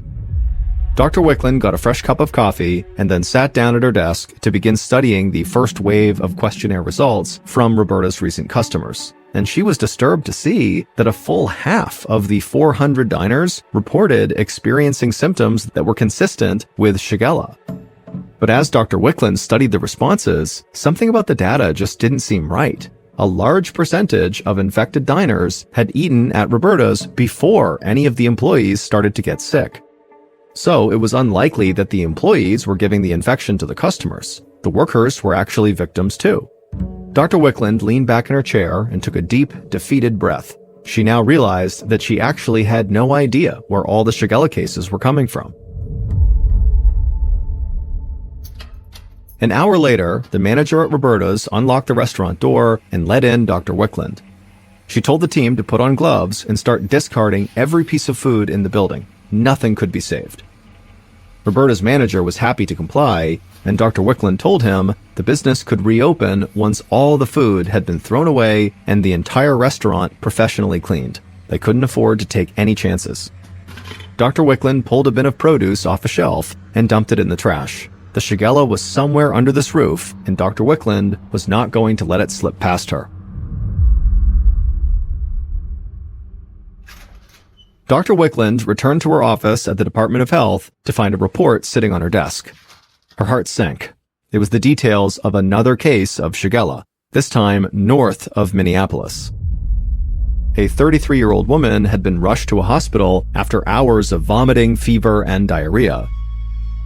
The night before, the woman had eaten at an upscale restaurant in her neighborhood called Marty's. Not only that, but she'd gone to the restaurant with multiple friends, all of whom had been contacted and reported feeling sick. But Marty's restaurant was very far from Roberta's. For this illness to strike two restaurants in entirely different areas, miles apart from one another, was extremely rare. Dr. Wickland sighed and called the manager at Marty's to tell them the restaurant would have to close until further notice. She said that a health official would be there shortly to collect their reservation list and credit card receipts, and all their recent diners would need to be contacted about the disease outbreak. Dr. Wickland then called a meeting with her investigators to brainstorm. She felt lucky that there had been no fatalities so far, but she also knew that young children were in the greatest danger. She told her team they had to find the link between Marty's restaurant and Roberta's restaurant that could explain all the Shigella cases. Maybe both restaurants sourced particular food items from the same place, or maybe an employee worked part-time at both restaurants, or maybe they shared a water supplier. Whatever it was, she told her team they had to go find out. By the next afternoon, Dr. Wickland had more information to go on. She and her team had worked around the clock, contacting people and compiling timelines of symptoms. It was a lot to sift through, but she knew it was always better to have too much information rather than not enough. As Dr. Wickland made her way through all the paper piled on her desk, the differences between the two restaurants really jumped out at her. Marty's got its water from a different reservoir than Roberta's, so this was not a water issue. There was also almost zero overlap in their menus because Roberta's and Marty's served very different types of food. And a review of the two restaurants' employees showed that no staff members worked in both places either. The researchers could not even identify a single food that all the sick customers at each restaurant had eaten. Everyone ordered different dishes, yet got sick the same way. And so Dr. Wickland wondered to herself, how could that be? This just doesn't seem possible. Just then, the phone rang. It was the lab with an update on the Marty's restaurant customers. Everyone who tested had come back positive for Shigella. The lab had also done a genetic comparison of the Shigella bacteria from the Marty's diners and the Roberta's diners, and they found them to be identical. Clearly, both restaurants had been contaminated by the same source. Dr. Wickland thanked the technician and hung up. She felt stumped, exhausted, and ready to call it quits for the day, but she did have a couple more calls to make. The first one just to check up on Toby and Peyton.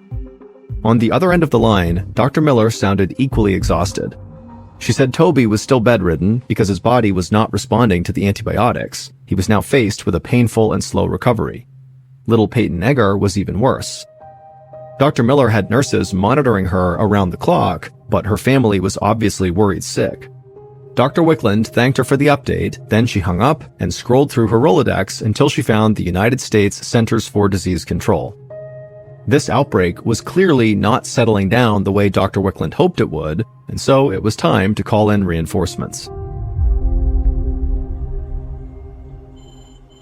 Dr. Timothy Niemi was in his office packing up to head home when his phone rang.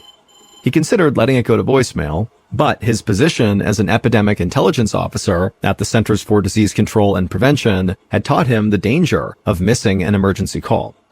So he picked up the phone and he listened carefully as Dr. Wickland explained the events of the past week and how the Shigella outbreak showed no signs of slowing down. Dr. Wickland said she needed the CDC's help in finding the outbreak's origin so they could stop it. Every bacterial outbreak has its own genetic fingerprint that makes it unique, and the CDC keeps a massive database of these fingerprints from all over the world. Dr. Niemi told Dr. Wickland to email him an image of the Shigella bacteria's DNA profile. Then he could use the CDC's database to see if the same Shigella strain had been reported anywhere else. The moment Dr. Niemi uploaded the Shigella bacteria from Minnesota to his database, Shigella outbreaks in other areas popped up all over. From Los Angeles County to Boston to Florida, plus up in Canada, in Alberta and Ontario. Each outbreak had been linked to a specific restaurant, and all were genetically identical. This meant that there was a good chance all of these Shigella outbreaks were caused by the same source of contamination. The sheer breadth of locations baffled Dr. Niemi. He stared at the map. How did the same contaminant spread across both coasts, down to the Gulf of Mexico, and all the way up into Canada? He emailed his coworkers the results and asked them to help him contact every restaurant associated with an outbreak and compile a comprehensive list of foods and ingredients on their menus. There had to be something in common to all of them that was carrying this particular strain of Shigella. The next morning, one of Dr. Niemi's fellow investigators strolled into his office and handed him a Post-it note with one word written on it. Dr. Niemi read the note and couldn't help but laugh. The investigators had identified the probable source of the Shigella outbreak, and it was something that no one suspected. Dr. Niemi's department even had a term for this particular ingredient. They called it stealth food, because it's used in a wide variety of dishes, yet usually goes unnoticed. Dr. Niemi congratulated his team. This was the best lead they had. He picked up a phone and he called a colleague at the Food and Drug Administration named Jeremy Brown. Dr. Niemi told Jeremy what they had discovered and said he'd need the FDA's help tracing this particular ingredient, the stealth food, to the original supplier. Global supply chains for restaurants are incredibly complex, with foods shipping from across the world and constantly being reprocessed and repackaged, and so finding one bad batch of food among all of that would not be easy. Jeremy said he would get to work.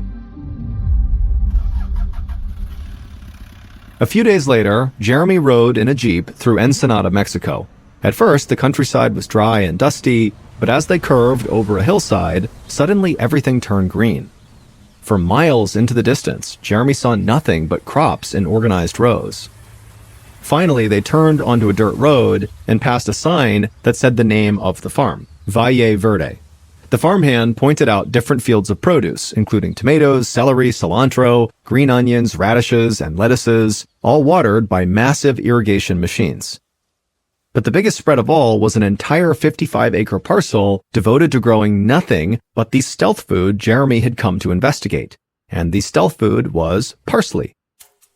At some point between when it was harvested and when it was shipped, this parsley was becoming contaminated with Shigella bacteria. Jeremy was not going to leave the farm until he found out where and how this was happening. The Jeep came to a stop on the banks of an old riverbed. Since tainted water is the most common cause of Shigella, Jeremy had requested to visit the farm's water supply first. The farmhand hopped out and led them to a series of wells that provided all of the farm's water. Jeremy looked inside one of them. The stone casing was old, but uncracked. The shaft was dug very deep, so that the water came from far underground, which meant the likelihood of contamination was actually quite small. Jeremy could tell the issue was not the wells. Next, the farmhand drove them past several meadows to a reservoir that served as the farm's backup water supply. It looked like a small fresh lake. The water seemed clean, but Jeremy still bottled up a couple of samples for testing back in the US. The farmhand asked Jeremy where he wanted to head next. Jeremy said he could use a break from the heat. It had gotten much hotter as the afternoon wore on. A few minutes later, the Jeep rumbled to a stop in front of a huge farm shed with a corrugated steel roof. It contained long conveyor belts stacked with crates of parsley. At the end of the line, men took those crates and stacked them on a pallet and then hosed them down with chilled water from a machine called a hydro cooler. Jeremy watched as hundreds of boxes quickly piled up and were loaded into the backs of huge trucks and then driven away to be shipped all across North America. Jeremy asked the farmhand if the water for the hydro cooler came from their wells or the reservoir, but the farmhand shook his head and said neither. The water for the hydro cooler came from Ensenada's municipal water supply. Jeremy put on his sunglasses and told the farmhand that that was where he needed to go next. At the municipal water plant, the facilities director admitted that they had been a bit overwhelmed lately. Due to government funding cutbacks, they had been understaffed for a while. With fewer security guards to watch the place, there had been a few break-ins lately, and some equipment had even been damaged. At one of the water filtration systems, Jeremy noticed that the machine that normally disinfects the water with chlorine was shut down. Jeremy asked the manager if the chlorinator had just been turned off today or if it really was not working at all. The manager shook his head in frustration and said this had been on their list to get fixed for over a month, but the city hadn't managed to send over the parts yet. Jeremy did his best to hide his shock. Without chlorine, all sorts of contaminants could flourish in the water, including Shigella. From there, the water was pumped to businesses, homes, and farms all over the area, like the parsley crop at Valle Verde. Jeremy filled several bottles to be tested and told the farmhand it was time to go. Days later, Jeremy got his results. Ensenada's municipal water was loaded with Shigella. And it was the same strain as the one found at Roberta's, Marty's, and all the other restaurants. The contaminated water had been sprayed directly onto the parsley right before being shipped to restaurants all across North America where people like Toby, Peyton, and their families ate the parsley without giving it a second thought. Jeremy knew they had been lucky in tracking down the source relatively quickly. He estimated that as many as 1,000 diners had caught Shigella from one harvest of contaminated parsley, but it could have been so much worse. Fortunately, there were no fatalities and both Toby and Peyton eventually made full recoveries. But very few of those who got sick will ever look at their parsley garnish the same way again.